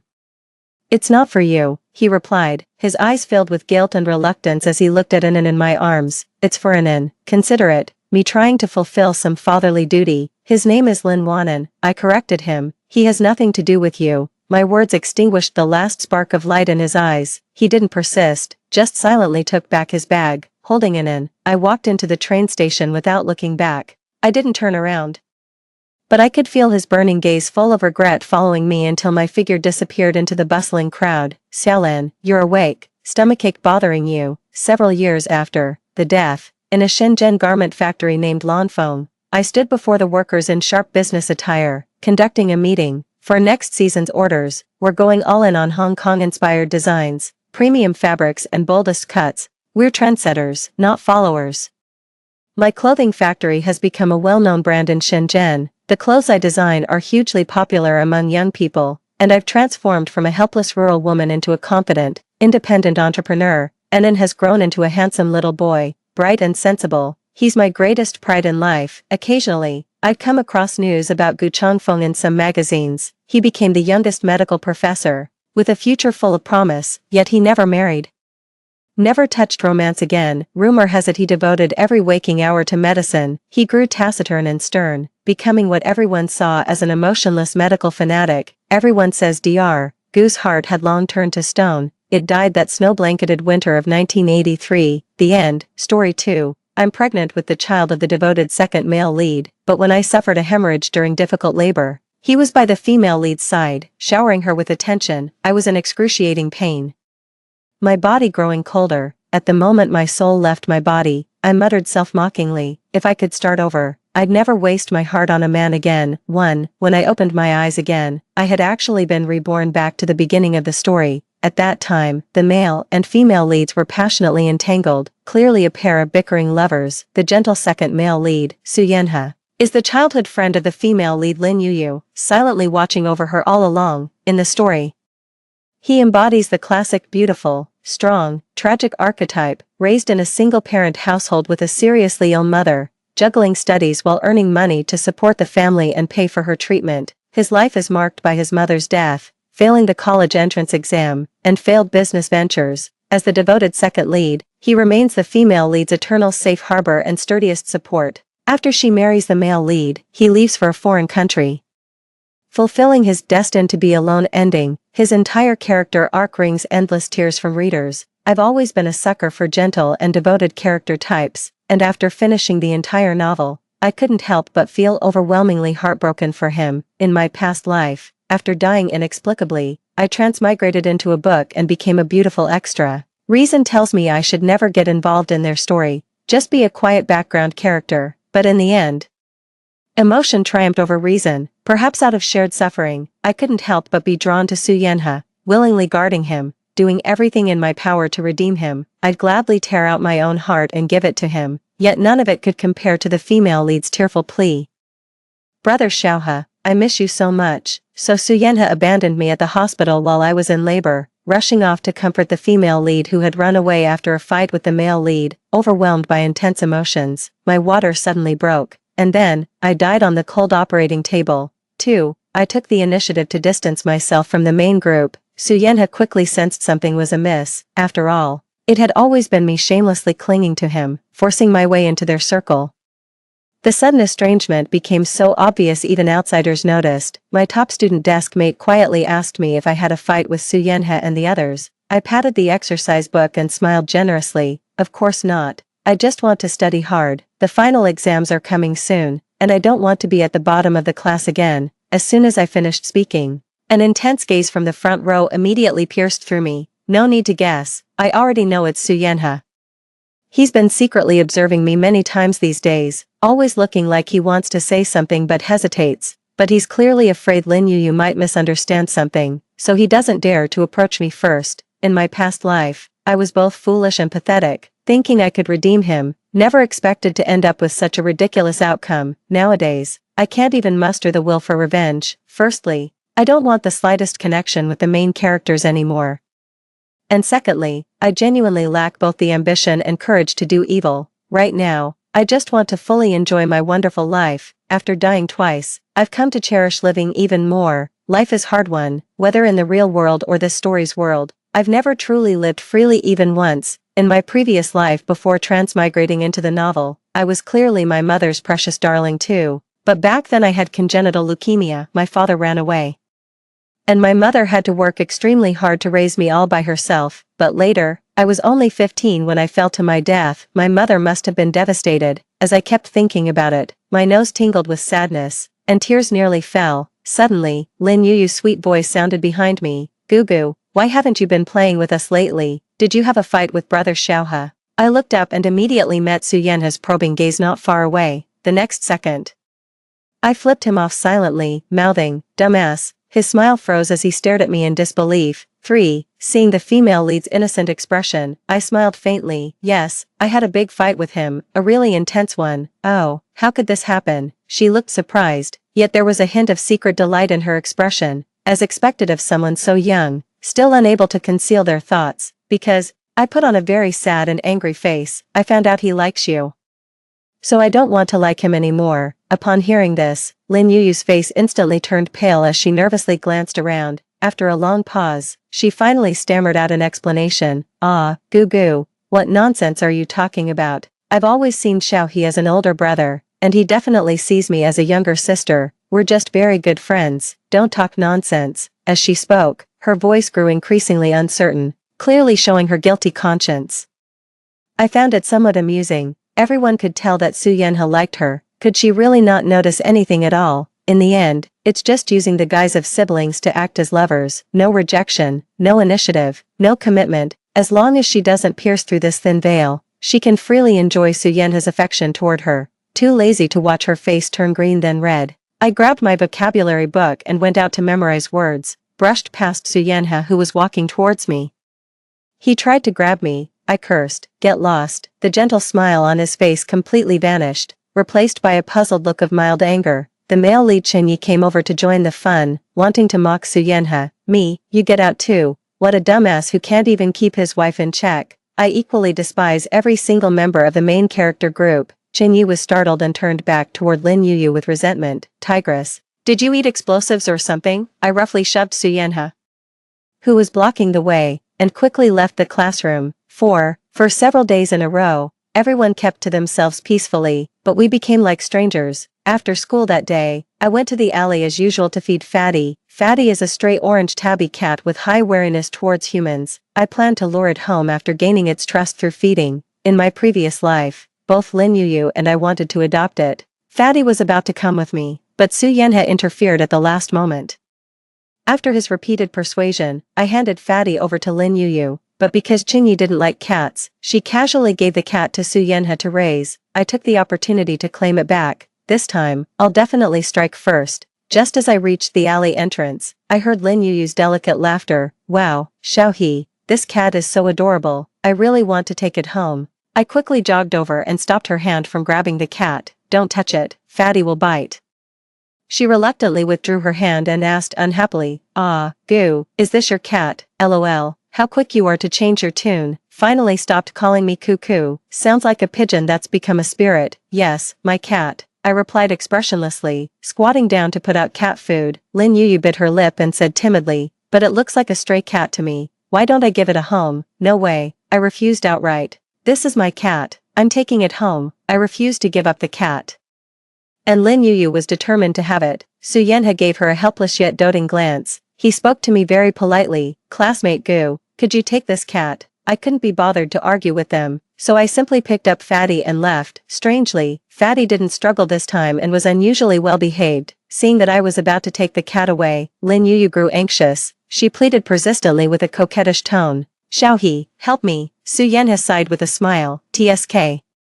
I really can't do anything about you. So he caught up and stopped me, launching his usual gentle persuasion. Looking at the boy with his warm smile before me, I was seething with hatred inside. It was precisely this gentle yet fragile expression that made me fall for him time and again in my past life, accompanied him through his mother's passing, stood by him after his college entrance exam failure, gave him my heart and soul. Clearly, it was him who confessed to me first, making me develop these improper fantasies about him, and it was also him who proposed to me, promising me a lifetime together. But why is he still entangled with Lin Yuyu? At this moment, the pain and sorrow from my past life surged into my heart all at once. The resentment could no longer be suppressed. With a loud smack, I uncontrollably raised my hand and slapped him hard across the face. You worthless man. Ah, Goo, how could you hit someone? Lin Yuyu screamed indignantly. Suyenha's head was knocked sideways by the blow, fingernails scratching his chin as beads of blood began to seep out. I withdrew my hand with lingering satisfaction. This slap is for your heartless betrayal, for your cold and faithless nature. Lin Yuyu was heartbroken and indignantly accused me of being malicious, saying I wanted to destroy what I couldn't have, then call the police. I retorted with a smile. Also, what do you mean by destroy what you can't have? I don't understand. Why don't you explain the whole story to me? Classmate Lin, ha, as if she could explain it. If she explains, wouldn't that be directly tearing off the thin veil between them? How could she continue being siblings with Suyenha then? Sure enough, Lin Yuyu instantly lost her bravado, looking at me in panic, afraid I might say something I shouldn't. Tisk tsk, she's got a guilty conscience. But how could I possibly go remind Suyenha? This was the fate he deserved all along. Remembering Aunt Wang was still waiting for me in the car, I pulled out several hundred-yuan bills from my backpack, because I didn't want to get close to these two people. The banknotes fluttered lightly to the ground. Classmate Sue, this is for the medical expenses.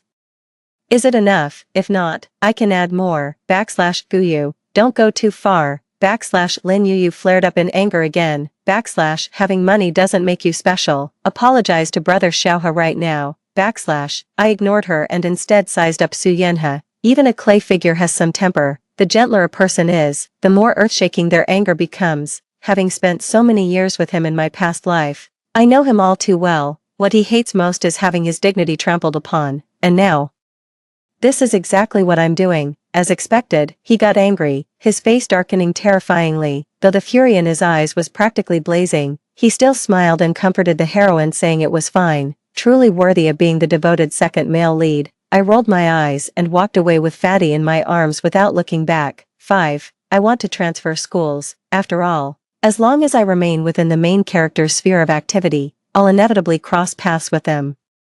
One careless move and I'll get tangled up in their romantic entanglements. While watching drama and eating melons is quite amusing, it's not so fun when you're the one acting in the play. The character I transmigrated into is a wealthy, beautiful, and privileged background character, an orphan who inherited a massive fortune, with a non-blood-related uncle becoming my legal guardian. In my past life, I had little interaction with this uncle, only knowing he was enigmatic, appearing and disappearing like a phantom. The moment I turned 18, he immediately terminated the guardianship, handed over the entire inheritance, and vanished from my life. With this inheritance, Suyenhan not only avoided business failure after graduating from university but also expanded his ventures, eventually taking the company public. In the business world, everyone respectfully addresses him as President Su. In contrast, Qinyi, the male lead who runs a game studio, appears somewhat overshadowed. Lin Yuyu envies my lavish life as a wealthy wife, yearning for the social glamour of high society, while Su Yen's immense wealth also benefits her and Qinyi.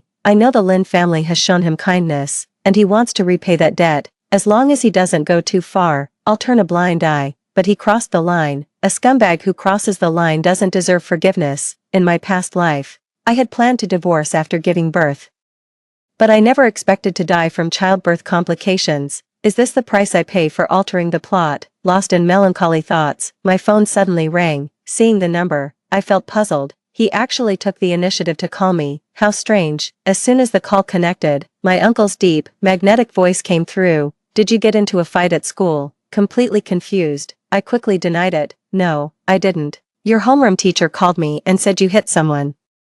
He didn't sound pleased. Oh, so it was the main characters who went to complain, thinking that I still need this guy's signature to transfer schools. I better not make him angry. Just as I was racking my brains for an excuse to get out of it, he suddenly ordered, "Turn on the video."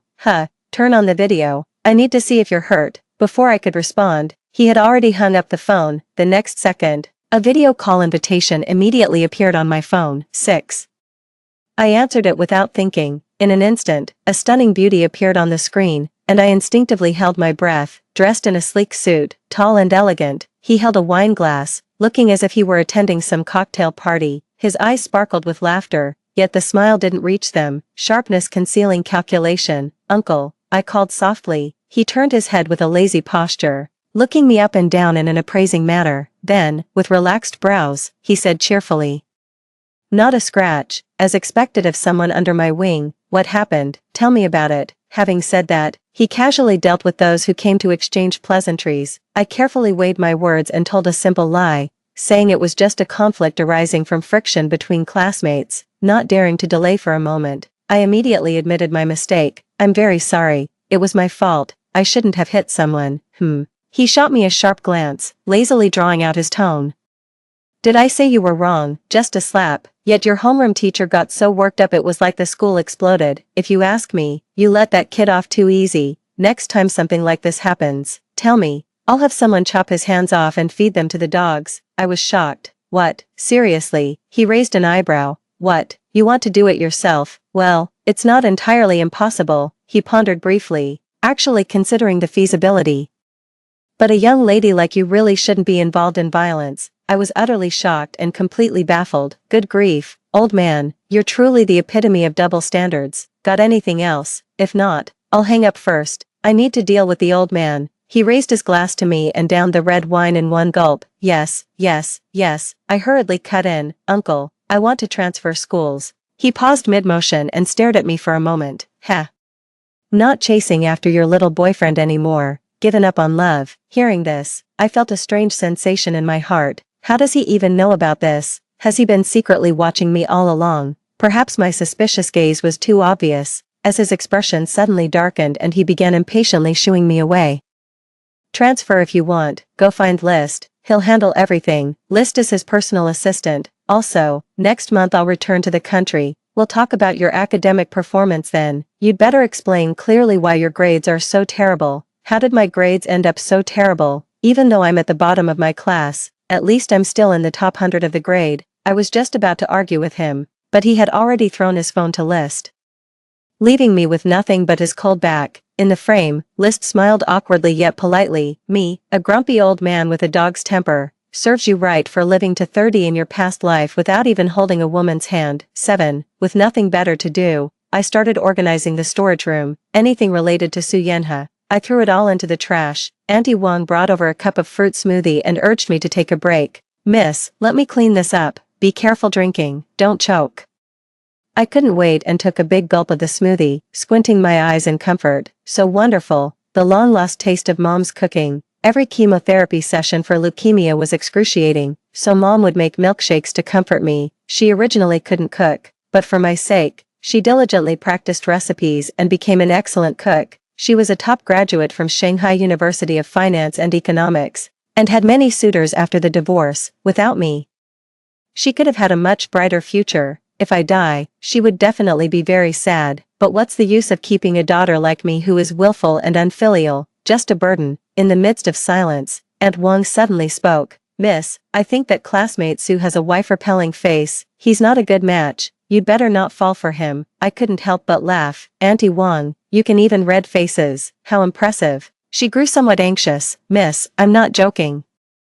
This person looks cold-hearted and ungrateful. A fine young lady like you mustn't fall for someone like him. I nodded in agreement. Indeed, this person is no good, so rest assured, I definitely wouldn't like him. She visibly relaxed upon hearing this. A warm feeling blossomed in my heart, filling me with joy. How wonderful it feels to be cared for and remembered like this. Speaking of Auntie Wang, she's a character I've only met in this lifetime, never encountered in my past life. Probably just an extra back then. 2 months ago when I collapsed on the roadside with fever, she was the one who found and took me to the hospital. She said she came to the city to look for her daughter. Her daughter had been missing for a long time, and she even had nightmares about her being deceived by a scumbag who took her money and virtue, only to die in childbirth. Unfortunately, she was illiterate and couldn't find a job to make a living after searching for a long time. After hearing her story, I immediately empathized with her. Alas, another poor mother. So, I invited her to take care of the plants at my home. Thinking of this, I scratched my head and cautiously asked her, have you heard from your daughter? Do you need my help to find her? She smiled bitterly and sighed, shaking her head and nodding at the same time, yet there was no trace of disappointment on her face. Instead, she looked at me with a serious expression. Actually, as long as she's doing well, healthy and lively, even if she's not by my side, I can accept it. I just hope she can live a happy and joyful life. As she spoke, she gazed at me with tender affection in her eyes. I uncomfortably turned my head away. Could she possibly be mistaking me for her daughter? I don't really mind, but that young lady would probably be heartbroken if she knew. Having her motherly love inexplicably substituted away like this, but seeing Aunt Wang's face full of anticipation and joy, I thought about it and ultimately said nothing. Forget it, let her be. 8. List actually flew back overnight. Early the next morning, I saw his car at the school gate. He motioned for me to get in the car to talk. I opened the car door, never expecting to see my uncle inside. He was lounging lazily in the seat, head slightly bowed, appearing both noble and dangerous, exuding an aura that kept strangers at bay. I was debating whether to wake him up, because his morning temper is huge. Lister spoke up from the other side. Boss, the young lady is here. Oldly, you're really being incredibly thoughtful. Little uncle opened his eyes, his expression clearly displeased, and Lister wisely made himself scarce, giving me a you're on your own look. I wanted to slip away too, but the man behind me grabbed my backpack strap. He patted the seat beside him expressionlessly. Get in. I steeled myself and reluctantly sat down. Have you eaten? He condescended to ask. I have. But I haven't eaten yet, I choked, then tentatively asked, shall I take you to a restaurant? He snorted coldly and ignored me. After a while, he suddenly asked, how old are you this year? With shameless cheerfulness, I grinned and replied, I'll be turning 17 next month. He then stared at me with an inscrutable expression, half smiling. 17 already, how fast time flies. Just one more year left then. Thinking he was referring to the guardianship matter, I happily showered him with flattery, recalling all these years of his care. Even without blood ties, you'll always be my dearest uncle. I'll take care of you in your old age and see you off when the time comes. He laughed in exasperation. I'm only 7 years older than you. Do I need you to support me in my old age? Of course, uncle, you're handsome, wealthy, and capable of anything. What use would you have for a small fry like me?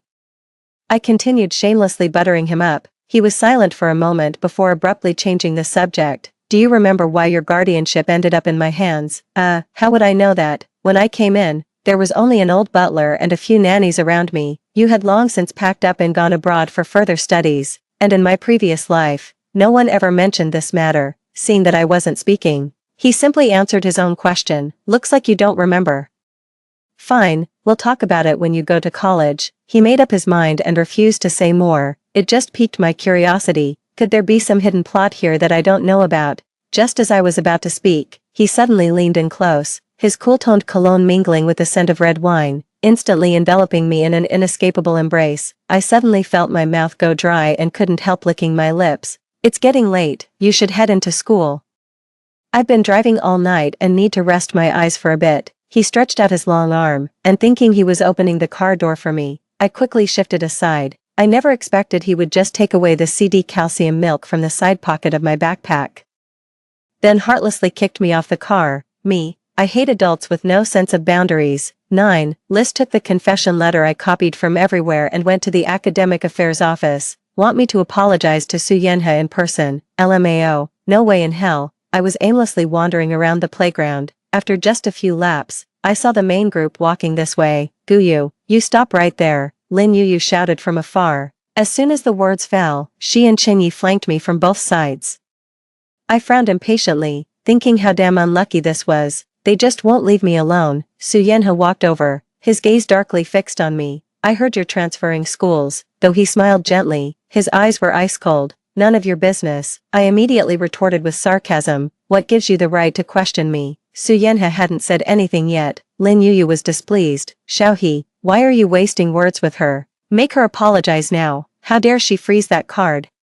Doesn't she know it's your mother's life-saving money? I think she did it on purpose. Card? What card? Oh, I remember now. I did give Su Yenha a card before. It was for his mother's medical treatment, but it definitely wasn't me who stopped it, because after being reborn, I never even thought about this matter. I took a deep breath and said to Su Yenha with utmost seriousness, whether you believe it or not, I didn't do this. Lin Yuyu became somewhat agitated upon hearing this and declared righteously, this is your card. If you didn't do it, then who else could have? Qingyi tugged at her arm, signaling her to say less. She was clearly emotional, standing on moral high ground like a righteous crusader, venting her thoughts. Give them an inch, and they'll take a mile. I was left speechless, as more and more classmates gathered on the playground. I started feeling annoyed. Su Yenha, please move aside, I want to go back.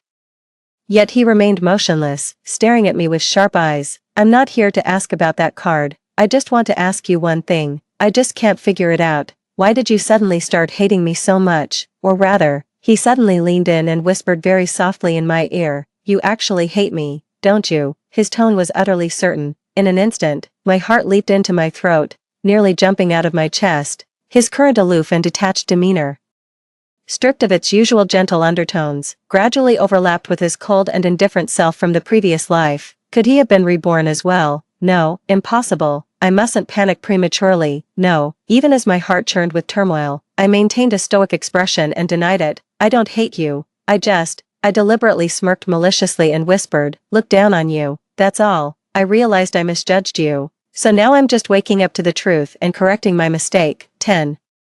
Fine, Guyu, you're doing just great. Su Yenha glared at me with gritted teeth, his fists clenched tightly, veins bulging on his forehead. What do you take me for? A plaything you can summon and dismiss at will, or just some capricious charity from your young mistress playing at being worldly? You overestimate yourself too much. I interrupted bluntly. Even a plaything can amuse me when I pay for it. Yet you won't even bother to sweet-talk me.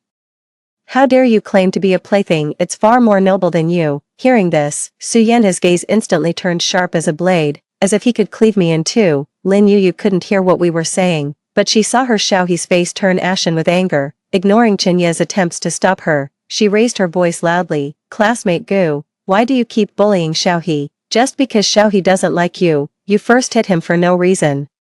Then deliberately stopped his mother's medical payments. You clearly know how hard he's been working to earn money for his mother's treatment. As soon as these words were spoken, the crowd immediately erupted in commotion. At first, there were whispers and pointing fingers. Then the accusatory voices grew louder and more numerous, completely unrestrained. Those words came flying at me densely, like razor blades. I was completely stunned.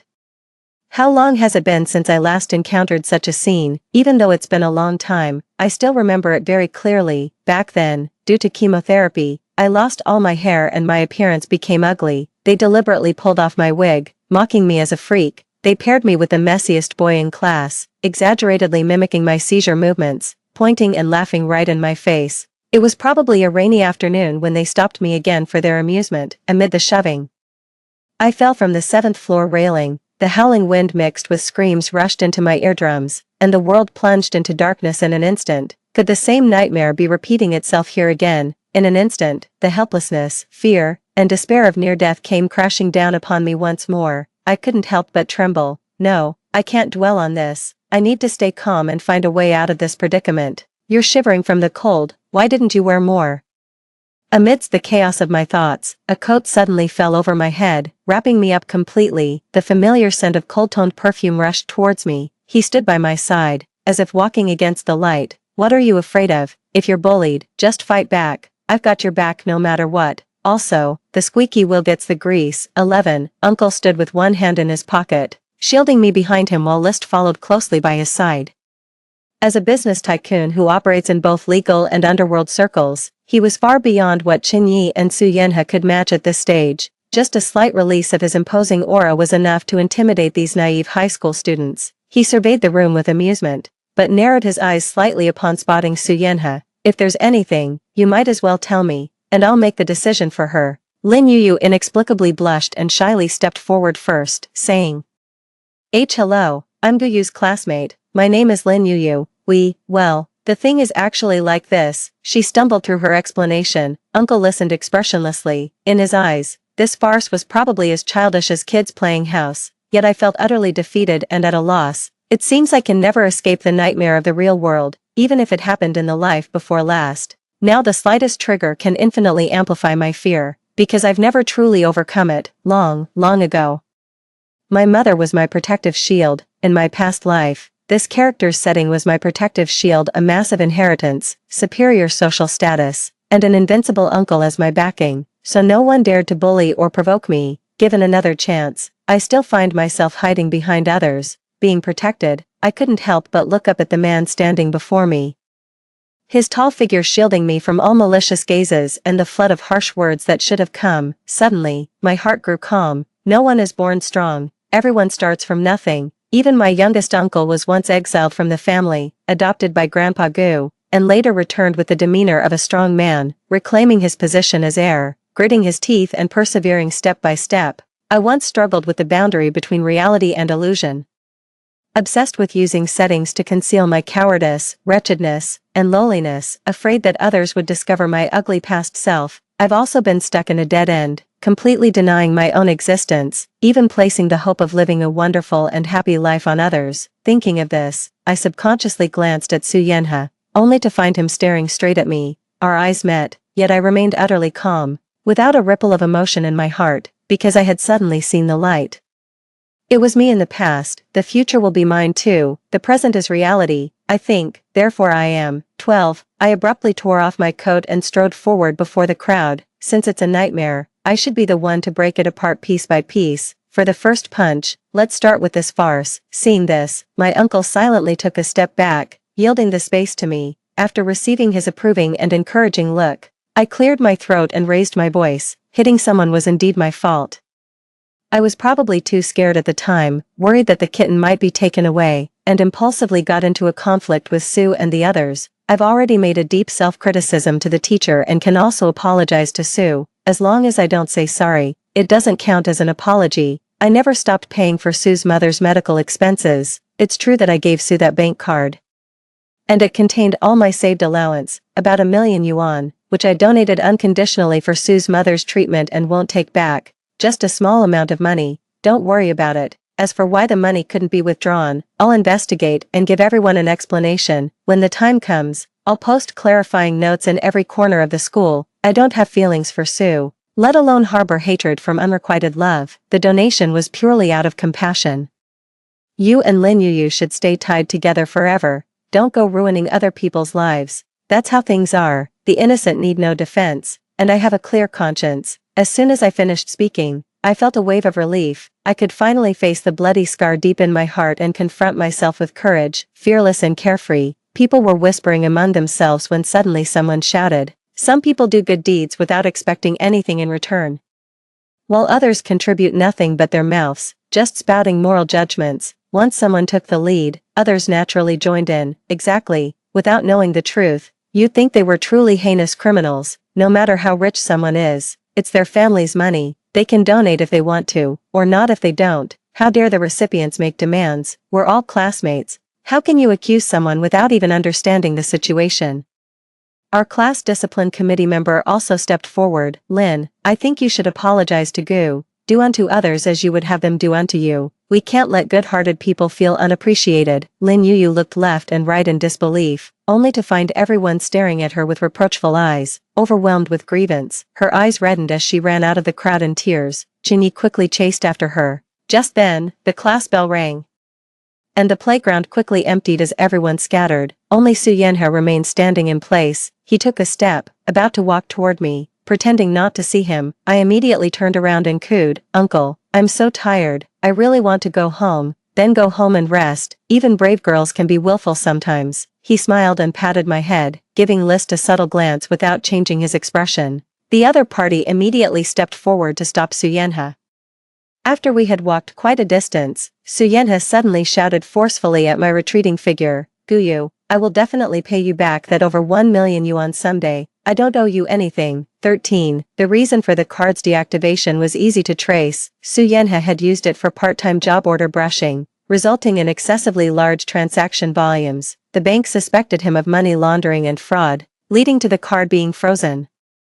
I asked List to help me handle this matter and also instructed him to tell Su Yanhe that if he insisted on repaying the money, he should donate it in my name to children in mountainous areas. A week later, I transferred to a high school in the capital. Aunt Wang and the old butler came along with me as well. Ever since leaving behind those troublesome people and matters, the sky turned bluer, the grass greener, and even the wrinkles on the old butler's face seemed so endearing. Every day, I'm in a cheerful mood. Although Aunt Wang didn't know what had happened, she shared in my joy. She was extremely intelligent. Despite being illiterate, she learned everything quickly and soon figured out all my preferences and tastes. She understood many principles, spoke little, yet always cut through the fog, seemingly knowing me better than I knew myself. Gradually, she took complete charge of my daily life, never delegating to others, but she would often gaze at me absent-mindedly.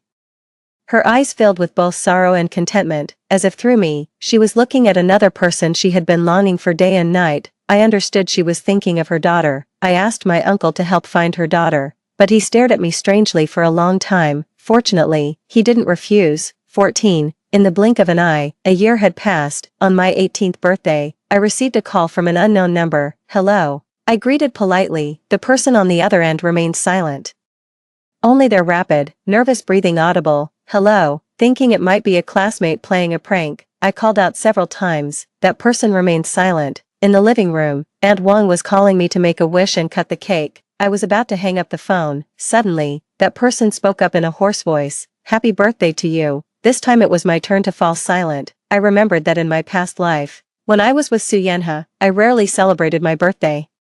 Only my uncle's never late birthday wishes and gifts every year. Because Su Yanhe's mother passed away around this time, the anniversary of her death was 2 days before my birthday, just before the college entrance exams. Perhaps out of humanitarianism, I should offer Su Yanhe some words of condolence at this moment, but I no longer want to feel sorry for men, because feeling sorry for men only brings a lifetime of misfortune. Probably realizing I was about to hang up, he suddenly grew agitated and urgently pressed, "Which school are you planning to apply to?" I was thinking. Unfortunately, before he could finish speaking, I hung up the call, and promptly blocked the number for good measure, all in one smooth motion. 15. Near the end of the birthday party, List came over and told me that my uncle had prepared a gift for me, placed on the rooftop for me to collect. The rooftop was a vast sky garden, where seasonal flowers were airlifted monthly with their soil and carefully planted. I went up to the rooftop, only to find it completely empty. I searched everywhere but couldn't find the gift. Instead, wearing high heels and a long dress left me exhausted and sweating profusely. I felt somewhat discouraged and decided to go downstairs to confront Lister for a clear explanation. Suddenly, a beam of intense light pierced through the clouds, shining straight down from the distant sky, illuminating the surroundings as bright as daylight. The roar of propellers grew louder as a helicopter descended from the sky, its powerful winds making it hard to keep one's eyes open and causing everything to sway precariously. A tall, straight figure slowly emerged at the cabin door. He slightly leaned forward and extended a hand to me like a gentleman. "Hop on, I'll take you for a ride." I carefully lifted my skirt and stepped forward, gently placing my hand into his large palm. But with a sudden forceful pull, I stumbled and accidentally fell into his embrace. The lipstick on my lips instantly left a bright red mark across his chest. The pilot, a foreigner, let out a rather suggestive whistle at the sight. My cheeks instantly burned, my heart pounded wildly, and I didn't know where to look. Fortunately, Uncle didn't seem to notice, calmly ordering the takeoff. I heaved a huge sigh of relief, silently berating myself. "Guyu, oh Guyu. He's your little uncle. What on earth are you thinking about?" The helicopter soared over the city, with countless glittering lights below, dazzling and beautiful. As fireworks exploded across the night sky outside the window, he mysteriously handed me a bag of documents, smiling with hidden meaning. "Happy birthday, your 18th birthday gift, but don't open it yet. Wait until you go to college, lol. I've seen this document folder in my past life. It contains that massive inheritance. Not letting me open it is probably to avoid affecting my college entrance exam mindset. Okay, thanks to my handsome and wealthy uncle. Just thinking about the money inside that could last lifetimes." My words instantly turned extra sweet. He immediately flicked my forehead. "Our guardianship has ended." He seemed to emphasize these words heavily. "Stop calling me uncle. It makes me sound old and ruins my romantic prospects." He gazed at me meaningfully, his eyes dark and inscrutable. Rubbing my forehead, I thought to myself, "You've never had any romantic prospects to begin with. How can you blame me for that? You look quite unconvinced," he said with a forced smile. "Not at all," I stubbornly denied. Then what should I call you from now on?" I immediately asked humbly. "As you wish, Chi Zian," I tentatively called out. He didn't respond. "Brother Chi." He gave me a dirty look. "Brother Zian, Brother Xiaoyan." I suddenly felt mischievous and started calling out random names one after another, getting more and more excited, but failed to notice his increasingly strange expression. Later, he told me that actually, that day, he would have preferred to hear me call out somewhere else. "You pervert." 16. After the college entrance exams, I received the admission letter from Jinghua University. During the 2-month summer vacation, I took Wang Ma and the old butler on a wild trip across the country. I've noticed that I seem to be relying more and more on Auntie Wang when playing. If she's not around, I feel a bit empty inside. Whenever there's something delicious or fun, I'm always the first to excitedly share it with her. I even worry that if one day she finds her own daughter, will she still cherish me as much as she does now? But stealing someone else's maternal love is shameful. I can only try to suppress these feelings deep in my heart, afraid to let Auntie Wang notice. But she seemed to sense my restlessness and quietly maintained an appropriate distance from me. Though somewhat saddened, there was nothing I could do about it. Chi Zian would occasionally fly over to accompany me on trips, but after 2 or 3 days, he'd be busy flying back again. More often, he would send List over to keep an eye on me in his stead, claiming it was to prevent me from straying from the right path. College life arrived very soon. Freshman year was quite busy. But Chi Zian had more free time. He specifically drove me home and to school on weekends, often taking me out to eat, drink, and have fun. I always feel like he's been holding something against me lately, because the way he looks at me grows increasingly inscrutable and unfathomable with each glance, like a venomous serpent lurking in the darkness, waiting for the perfect moment to devour its prey. Or perhaps I'm overthinking it. According to memories from my past life, the internet industry will usher in a new wave of development opportunities in 2 years. I plan to seize the initiative and get a share of the pie. The startup capital naturally came from that huge inheritance. So, on an ordinary morning, I opened that untouched file folder. 17. Unlike the previous life, besides the inheritance transfer agreement, there were 2 additional letters inside. One was an ancient-style marriage certificate, the other was a handwritten letter. I casually glanced at the marriage certificate, but my gaze was instantly riveted, and a storm of shock surged within me. Why are my name and Chi Zian's written on this? For some inexplicable reason, a secret excitement quietly spread through my heart. I patted my flushed cheeks, suppressed the corners of my mouth that were curling up, and reopened that handwritten letter. signed by Uncle Gu and dated 7 years ago. I skimmed through it in no time.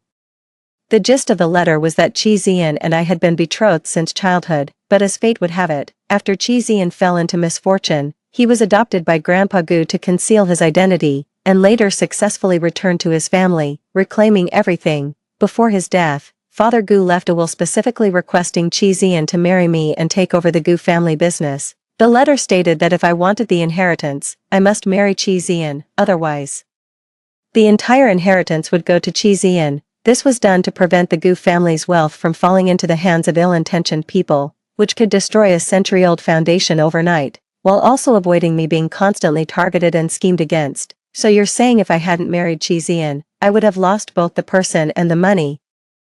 Damn it, what kind of bullshit plot is this? I refuse to accept this. I protest. I want to report the author for writing nonsense. Wait, that's not right. I suddenly realized. Why did I just use the phrase lose both the person and the money? Hee. I accidentally revealed my thoughts, but why didn't Chi Zian ever mention this in my previous life? And he even returned all the inheritance to me. Could it be that he dislikes me, would rather lose money than keep the wife? 18. I was so melancholy that I ate 2 fewer bowls of rice at lunch, Aunt Wang clearly noticed, and after lunch, she knocked on my bedroom door. Little fish, are you feeling down today? She asked kindly, sitting by the bed. I collapsed weakly onto the bed, clinging to Fatty while throwing a tantrum in her arms, rolling around. Auntie Wang, I'm so conflicted. What's troubling you, little fish? Why don't you tell me about it? She smiled gently. Well, I twisted my fingers nervously, stammering. It's just that I think I've developed feelings for someone, but because of some bad things that happened before, I might not have the courage to like anyone anymore. She smiled knowingly. Just because a little fish choked once while eating, should it never eat again? I shook my head. Of course not. How could one forsake good food? Then she continued thoughtfully, by the same logic, is it worth giving up many other wonderful things just because of one bad experience? I immediately shook my head, but I'm not sure if he likes me, I muttered quietly, feeling somewhat dejected. You're talking about Mr. Chi, aren't you? Her response hit the nail on the head, having my thoughts seen through so easily. I buried my head in Fatty's big belly in embarrassment. I actually think if it's Mr. Chi, little fish could give it a try. She gently lifted my head, freeing Fatty's belly. I believe Mr. Chi isn't the type to play with people's feelings. Perhaps I'm just not ready myself. I couldn't help but sigh. She then smiled slightly and comforted me considerately. Little fish, remember this, whether you choose to marry or stay single, either path should be taken for the sake of happiness, but neither is a completely foolproof choice. When you don't know where to start, try following your most primal instinct, go with your intuition. You might just stumble upon an unexpected surprise. Aunt Wang went out, leaving me alone to quietly gather my thoughts. After thinking for a long time, I realized she was right. There is no perfect choice in this world. I should let go of the past and give myself a chance. So I immediately got out of bed and rushed into the study, slamming the marriage certificate onto his desk. With hands on my hips, I declared boldly despite lacking justification, Chi Zian, do you want a wife or not? He slowly raised his head, stared at the marriage certificate for a long while, then said expressionlessly, if you want the inheritance, I can give it to you directly. No. I shook a finger and said seriously, that inheritance is the betrothal gift for marrying you. What if I don't want it? He raised an eyebrow and looked at me leisurely. I stepped forward, grabbed his tie, and pretended to be fierce, saying, then I'll have no choice but to kidnap you back to the Gu family ancestral home to be my bandit's wife. He feigned a sigh, smiling like a fox with a big tail. Well then, I'll reluctantly accept it. I patted his head. Good boy. I'll work hard to earn money and take care of you. He loosened his cuffs and glanced at me sideways. Have I been too indulgent with you lately? Sensing danger, I quickly made my escape. His teasing voice immediately came from behind. Little coward. After the impulse came a wave of fear. Standing outside the study door, my heart pounded wildly, my back drenched in cold sweat. Heaven knows how much I was bluffing just now, my legs weak with nervousness. I couldn't help but touch my face. It was indeed burning hot, probably red as a ripe tomato by now. At least he knows what's good for him. If he dares to refuse, well, actually getting rejected isn't the end of the world, so what if I fail? There's plenty more fish in the sea. 19, according to the plot, Qing Yi and Lin Yuyu would both be admitted to Shanghai Ocean University, while Su Yanhe, after repeating a year, followed closely by entering the neighboring Shanghai Jiaotong University, but I never expected to see Su Yanhe as the freshman representative giving a speech at the new student orientation ceremony. He was clearly targeting me, because he openly and aggressively pursued me. Accidental encounters, saving seats, buying meals, sending flowers and gifts, posting on confession walls, he would stop at nothing. Gossip spread instantly across campus, a handsome freshman hopelessly infatuated with the department's flower, willingly licking boots. I've rejected him countless times. I even crushed the gifts underfoot in front of him and threw them in the trash, but it completely failed to dispel his paranoia. That day, after the club's public performance ended, I gave a thank you speech as the lead actor, amid the crowd's teasing. A senior came up to present flowers. This senior had previously pursued me but was rejected, and recently showed strong signs of making a comeback. On stage, he suddenly knelt on one knee, pulled out a ring, and unexpectedly proposed to me in public. The hundreds of drowsy eyes in the audience instantly lit up, and even the students who were about to leave early stayed. Everyone was waiting for my reaction, just as I was feeling a headache.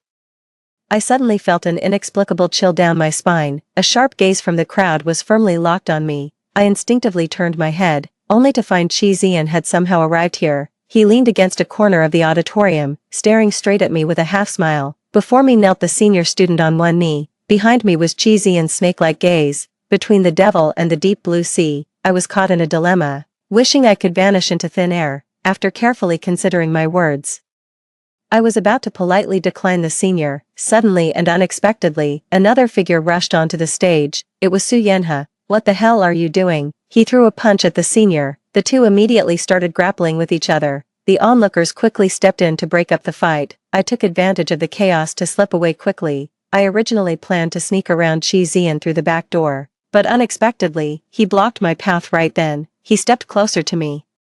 One step at a time, each step felt like it landed right on the tip of my heart, making it tremble. With a cold senior in front and a devoted junior behind, our little fish is quite the charmer, isn't she? Though the words were complimentary, his smile was eerily sinister. Not bad. My eyes darted around uneasily. What, you think it's not enough? He raised his voice in dissatisfaction, seeing him puff up like an angry chubby cat. I walked over amusedly to smooth his ruffled fur. Don't be mad, I'll treat you to fish when we get home. I wrapped my arms around his waist and planted a light kiss on his chin. He narrowed his eyes in delight. The next second, he suddenly lifted me up and pinned me against the wall with a grin. But I can't wait to get home. Terrified, I immediately tried to pry his hand away. Let go. There are cameras here. Don't embarrass yourself and drag me into it. He swiftly pulled off the suit jacket draped over his arm and threw it over my head. That should take care of it. You're just burying your head in the sand. Before I could finish speaking, his forceful yet tender kiss came down. Afterwards, he looked thoroughly satisfied. After finishing the small fish, when do we eat the big one? He asked humbly. I covered the cut on my lip and gave him a disdainful look. 20. I moved out of the dorm and went back home, leaving campus right after class to avoid running into any more bad romantic prospects. Petty squabbles are minor, but upsetting Qi Zian's massive jealousy is a serious matter. After Su Yanhe failed to intercept me several times, he gradually began to give up. After all, for him, scholarships and part-time jobs were more important. He got into a public fight with that senior student, and both of them received disciplinary actions from the school. I encountered him again 2 years after graduating from university, at a well-known law firm. His startup had failed, and he came to consult about bankruptcy liabilities. We crossed paths in the hallway, and I walked past him without a sideways glance, yet he reached out and stopped me. Only then did I see clearly. His appearance was utterly haggard and gaunt, a far cry from the spirited CEO Su of his past life. We were classmates once. Care for a drink? He asked softly. I took a step back. No need. Let's talk about it right here. His head drooped listlessly, yet he smiled tenderly, as if he had never suffered hardship or failure. Do you know why I started this business? My personality is clearly not suited for being a merchant at all. I thought to myself, it's all for Lin Yuyu. You saw Qinyi running his studio with such vigor, couldn't stand being outdone, and jumped on the entrepreneurship bandwagon too. Without waiting for my reply, he continued talking to himself. I was thinking, if I became stronger than that man, strong enough to make everyone take notice, would you finally look at me differently? Boy, you're overthinking this. I had no interest in hearing about his entrepreneurial journey, and certainly didn't want to know I'd been cast in the female lead's role against my will. I turned to leave. He suddenly lunged at me. gripping my wrist tightly with bloodshot eyes. It was me who got close to you first. Startled, I raised my foot to kick him. His eyes cleared in an instant as he reluctantly released my hand. Sorry, I lost control. Then he gazed at me intently again. Someone asked me to relay a message to you. He said he didn't mean to abandon you and your child that day. When he went to find Lin Yu, he intended to end things and tell her to stop pursuing him. But he never expected. What nonsense are you spouting? I impatiently cut him off. Pretending to be completely clueless. I'm not even married. How could I have a child? Did Su Yenhe also get reborn? I don't know, but I no longer had the heart to investigate, because none of that had anything to do with me. He shouted at my retreating figure, be careful of your uncle. He's not a good person. He harbors ill intentions toward you. I turned a deaf ear. I just kept striding forward. Later on, from high school classmates, I gradually heard some things about the male and female leads. Without the catalysis and assistance of Su Yenhe, the devoted second male lead, their romantic journey suddenly became full of obstacles. The two stumbled their way into the marriage hall. However, the issues from their dating days were never fundamentally resolved. After marriage, new conflicts erupted. Over time, the two ultimately ended up divorcing. As for Su Yenhe, it's said that after attending the main couple's wedding, he went abroad and was never heard from again. 21. Not long after Qi Zian and I got engaged, Aunt Wang suddenly fell seriously ill. The illness was severe, and within days the doctors issued a critical condition notice. The illness came on quite strangely, but Aunt Wang didn't seem to care at all. I was so anxious I kept pacing around, dragging Qi Zian to consult various experts, but it was all in vain. That evening, Aunt Wang suddenly became energetic again and even had the strength to eat. She quietly watched the sunset outside the window. Little fish, the time has come. I must go now, and I may never return. I understood this was a final rally before the end, and with tear-blurred vision, I leaned over the bedside. No, your daughter hasn't been found yet. You must stay strong. We'll find a way to cure you. After all this time, I'd long since subconsciously come to see her as a second mother. No, she smiled gently, bathed in profound happiness. I actually found her long ago. I watched her grow up healthy, take the college entrance exams, graduate from university, get engaged. She found someone willing to care for her, and will live a happy life from now on. So she had already found her daughter long ago. She never told me, but she never left me either. For a moment, I didn't know whether to feel relieved or sad. She looked at me deeply, reluctant to part. As our eyes met, emotions surged uncontrollably, and I couldn't help but blurt out, Mom. Unexpectedly, she responded with a smile. Yes. Then she said nonchalantly, at last, we've recognized each other as mother and daughter. These words struck like a bolt from the blue, leaving my mind blank and my heart racing wildly. A bizarre thought slowly surfaced in my mind. No wonder the taste of her cooking felt so familiar to me. No wonder she insisted I call her Auntie Wang instead of Mrs. Wang. No wonder she was illiterate. The writing systems were completely different. While I had systematically learned this world's knowledge and had long grown accustomed to those characters and symbols, if I could transmigrate into a book, others certainly could too. Mom, yes, Mom, I'm here. I threw myself into her arms, sobbing uncontrollably, calling out to her over and over again. She patiently responded to me each time without complaint. I'm sorry, I wailed bitterly. I'm sorry I didn't recognize you sooner. I'm sorry it took me so long to call you Mom.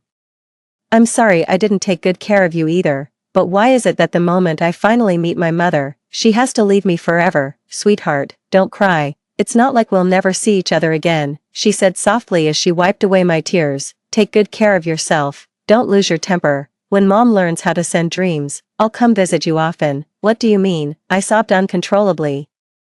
Well, I was only able to come here thanks to my master's help, but as the price for helping you be reborn, I had to become his disciple, inherit his legacy, and couldn't acknowledge you as my mother, she explained gently. The more I listened, the more astonished I became. Hastily wiping away my tears, I pressed on. Who is your master? Lady Mengpa, she replied with an embarrassed smile. My master praised my cooking skills and wanted me to take over his job of brewing Mengpa soup, My mouth instantly gaped as wide as a goose egg. After a long while, I finally found my voice again and choked out, you're not lying to me just to make me happy, are you? When have I ever lied to you? I wiped my tears, sniffling and sobbing. Then Mom, you mustn't forget me. You have to come visit me often. She nodded with tears in her smile. Wait for me in the future, when I'll bring your son-in-law to see you at the Bridge of Helplessness. She burst into laughter and playfully tapped my nose with her translucent finger. We held each other tightly in an embrace. Before long, in a dazzling halo of light, her body gradually faded away, finally transforming into a streak of light. It flew out the window. Time began flowing again, and only then did I hear Chi Zian's anxious shouts outside the door. Xiao Yu, what happened? I heard you crying. He forcefully broke open the door, rushed in, didn't even glance at the empty bed, and strode over to pull me into his embrace. It's okay, don't be afraid, I'm here with you, you're not alone.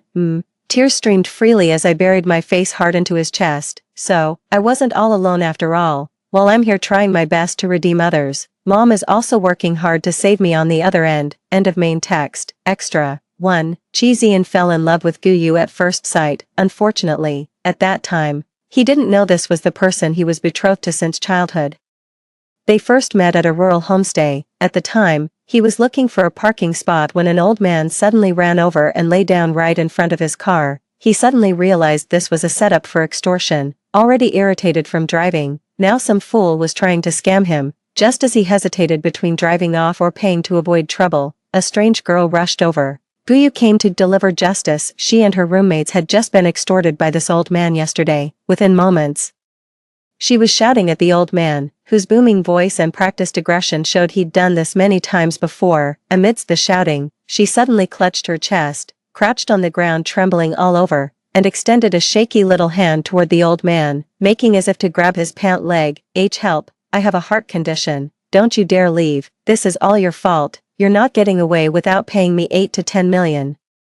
The old man took one look and realized he'd encountered someone who'd stop at nothing. He bolted away with swift, vigorous strides. Chi Zian immediately wanted to carry her to the hospital. Unexpectedly, she scrambled to her feet in one go, dusting off her clothes as she did. Hee. Actually, I'm not sick at all, just scaring that old man. List wasn't there at the time. Otherwise Gu Yu would have recognized that the person before her was none other than her elusive little uncle.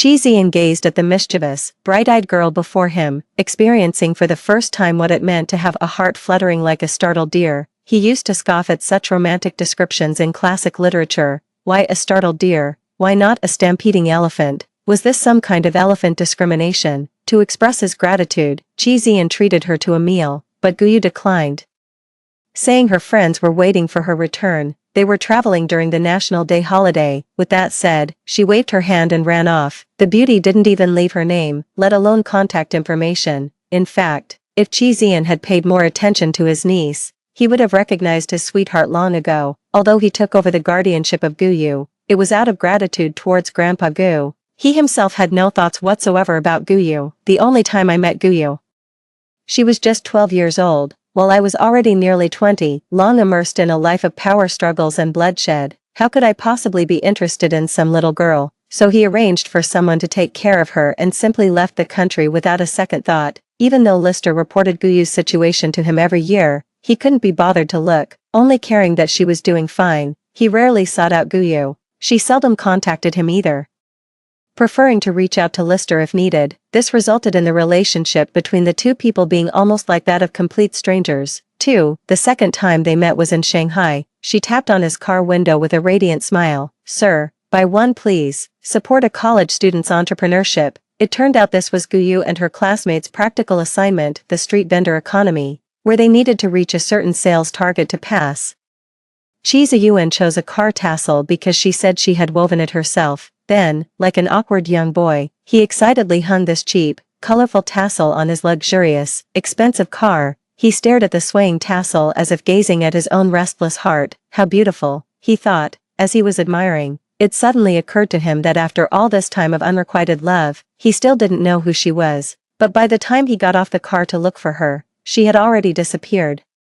He drove around the area several more times, but didn't see her again. She probably had already returned to school. He was frustrated for quite a while, but it was no use. However, he planned to attend to the important matters first and come back to search slowly later. This trip back to Shanghai was mainly to handle the Gu family inheritance matters. The little niece was already in college. It was time for him to return the inheritance to her. As for the arranged marriage, he never took it seriously. He wouldn't force himself to marry someone he didn't love for money, nor would he ruin a girl's entire life. Besides, he already had someone he liked now. 3. The heavens played a huge joke on him. When he stepped into the same doorway with Gu Yu, he was utterly shocked. with a tinge of regret creeping in. Guyu was also stunned speechless. The situation became extremely awkward. It was the old butler who came to smooth things over, at the dinner table. She kept calling him uncle repeatedly, each address feeling like a needle in his ear. Just 7 years apart, was he really that old? At this moment, he felt immensely grateful for the existence of their betrothal agreement, but before he could figure out how to bring it up, Guyu arrived with Su Yenha. Ah, she already has someone she likes. It seems I was too late. He couldn't stop regretting. Hating himself for not being attentive enough and letting the opportunity slip away, emotions swung wildly between extreme joy and sorrow. Falling from heaven into hell is nothing compared to this. In truth, he had the despicable thought of using the marriage contract and the inheritance to force Guyu to marry him, but would that still be Chizian if he did so? He disdained being the third party who steals love, nor did he want a relationship obtained through coercion. He's not that desperate for love, so he chose to let go, taking the marriage certificate and will, leaving only the inheritance agreement. After all, it was just a fleeting infatuation. With time, as he encountered new people and experiences, those feelings would surely fade, but he never expected that in the years to come, he would rarely meet someone who could make his heart flutter like that again. To prevent himself from developing inappropriate thoughts and committing irreversible actions, Chi Zian deliberately avoided contacting Guyu after leaving Shanghai. He appeared even more indifferent than before, showing no concern for her. The only constant was the birthday gifts and blessings he sent annually in his capacity as an elder. He quietly kept track of Guyu's activities, as if trying to make up for all the missing love from those years. That morning, List entered the CEO's office with unease. 5 minutes later, a roar of anger came from inside. The enraged person smashed everything in the office to pieces with loud crashes. List stood silently guarding outside the door, forbidding anyone from peeking. Chi Zian clutched the death certificate, collapsing to the ground in despair, his palms bleeding profusely from broken glass. Su Yenha, how dare he do this? I personally handed her over to him, and this is how he treated her. She was only 25 years old, yet she died with her unborn child. He hated Su Yenha for being fickle, and hated himself even more for not taking better care of her. During that period, the entire corporation was shrouded in gloom, with executives walking on eggshells, afraid to even breathe too loudly for fear of catching the boss's attention for any mistake. After handling Guyu's funeral, Chi Zian began settling accounts. Su Yenha was never cut out for business. Were it not for the Chi family backing him, he would have squandered the Gu family's inheritance long ago. It was all too easy for Chi Zian to deal with him. On the day the Su family went bankrupt, Su Yenha was brought before him like a stray dog by his subordinates. She's dead, and there's no need for you to live either. He fondly toyed with the tassel in his hand, his gaze icy. But death would be too merciful for you. I don't want you going down to find her just yet. For her and the child's 2 lives, I'll take one of your arms and one of your legs as tribute. Su Yenha shouted at him furiously. Give me Guyu's ashes back. You like her, don't you? A mere uncle like you actually fell in love with your own niece. Thankfully she died without knowing. Otherwise she'd have been so disgusted she couldn't eat for 3 days. Ha ha ha ha. The loud laughter abruptly stopped. Su Yenha was dragged away. Soon, agonizing screams echoed from the basement. 5. Chi Zian never married in his lifetime. On his deathbed, he ordered his adopted son to bury his ashes together with Guyu's. After death, his soul wandered everywhere. More often than not, he would sit in front of Guyu's grave, rambling about his longing and regrets. One day, a rift suddenly appeared in the sky, as if someone had torn open a gash. A flash of white light emerged from within, sucking Chi Zian inside. When he opened his eyes, he saw a long-haired man dressed in ancient attire. He wondered, had he arrived at the underworld? A long-haired man points at a mirror and speaks to a tall woman beside him. Your daughter is right here. Remember, you must not reveal your true identity to her. The woman nods solemnly. Chi Zian glances curiously at the mirror, only to discover that the daughter they're discussing is none other than Guyu. The lady leaped into the mirror and transformed into a slightly aged woman. Before Chi Zian could figure out what was happening, the long-haired man had already spotted him. Huh. How did this one escape? Must quickly stuff it back before the heavenly down notices. Chi Zian immediately tried to flee, but the man effortlessly caught him and threw him into the mirror. Kid, get back here. When he opened his eyes again, Chi Zian was reborn. The young and handsome List was holding a phone, waiting respectfully nearby, clearly anticipating his awakening from the nap. Boss. The young lady's homeroom teacher called to say she hit someone at school.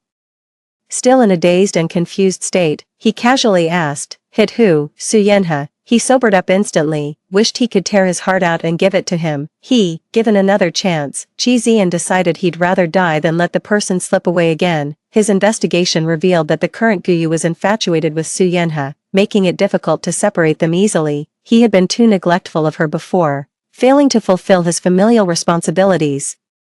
And she probably didn't even have much affection left for him. He was plotting how to quietly get rid of Su Yenha when unexpectedly, Guyu brought up transferring schools first. The opportunity has come. Excited yet anxious, he flew back to the country overnight. To his surprise, he found that Guyu didn't reject him, but her feelings were limited to respect and admiration. So he decided to stay by her side and wait for her to grow up. He could afford to wait for a year. Once she entered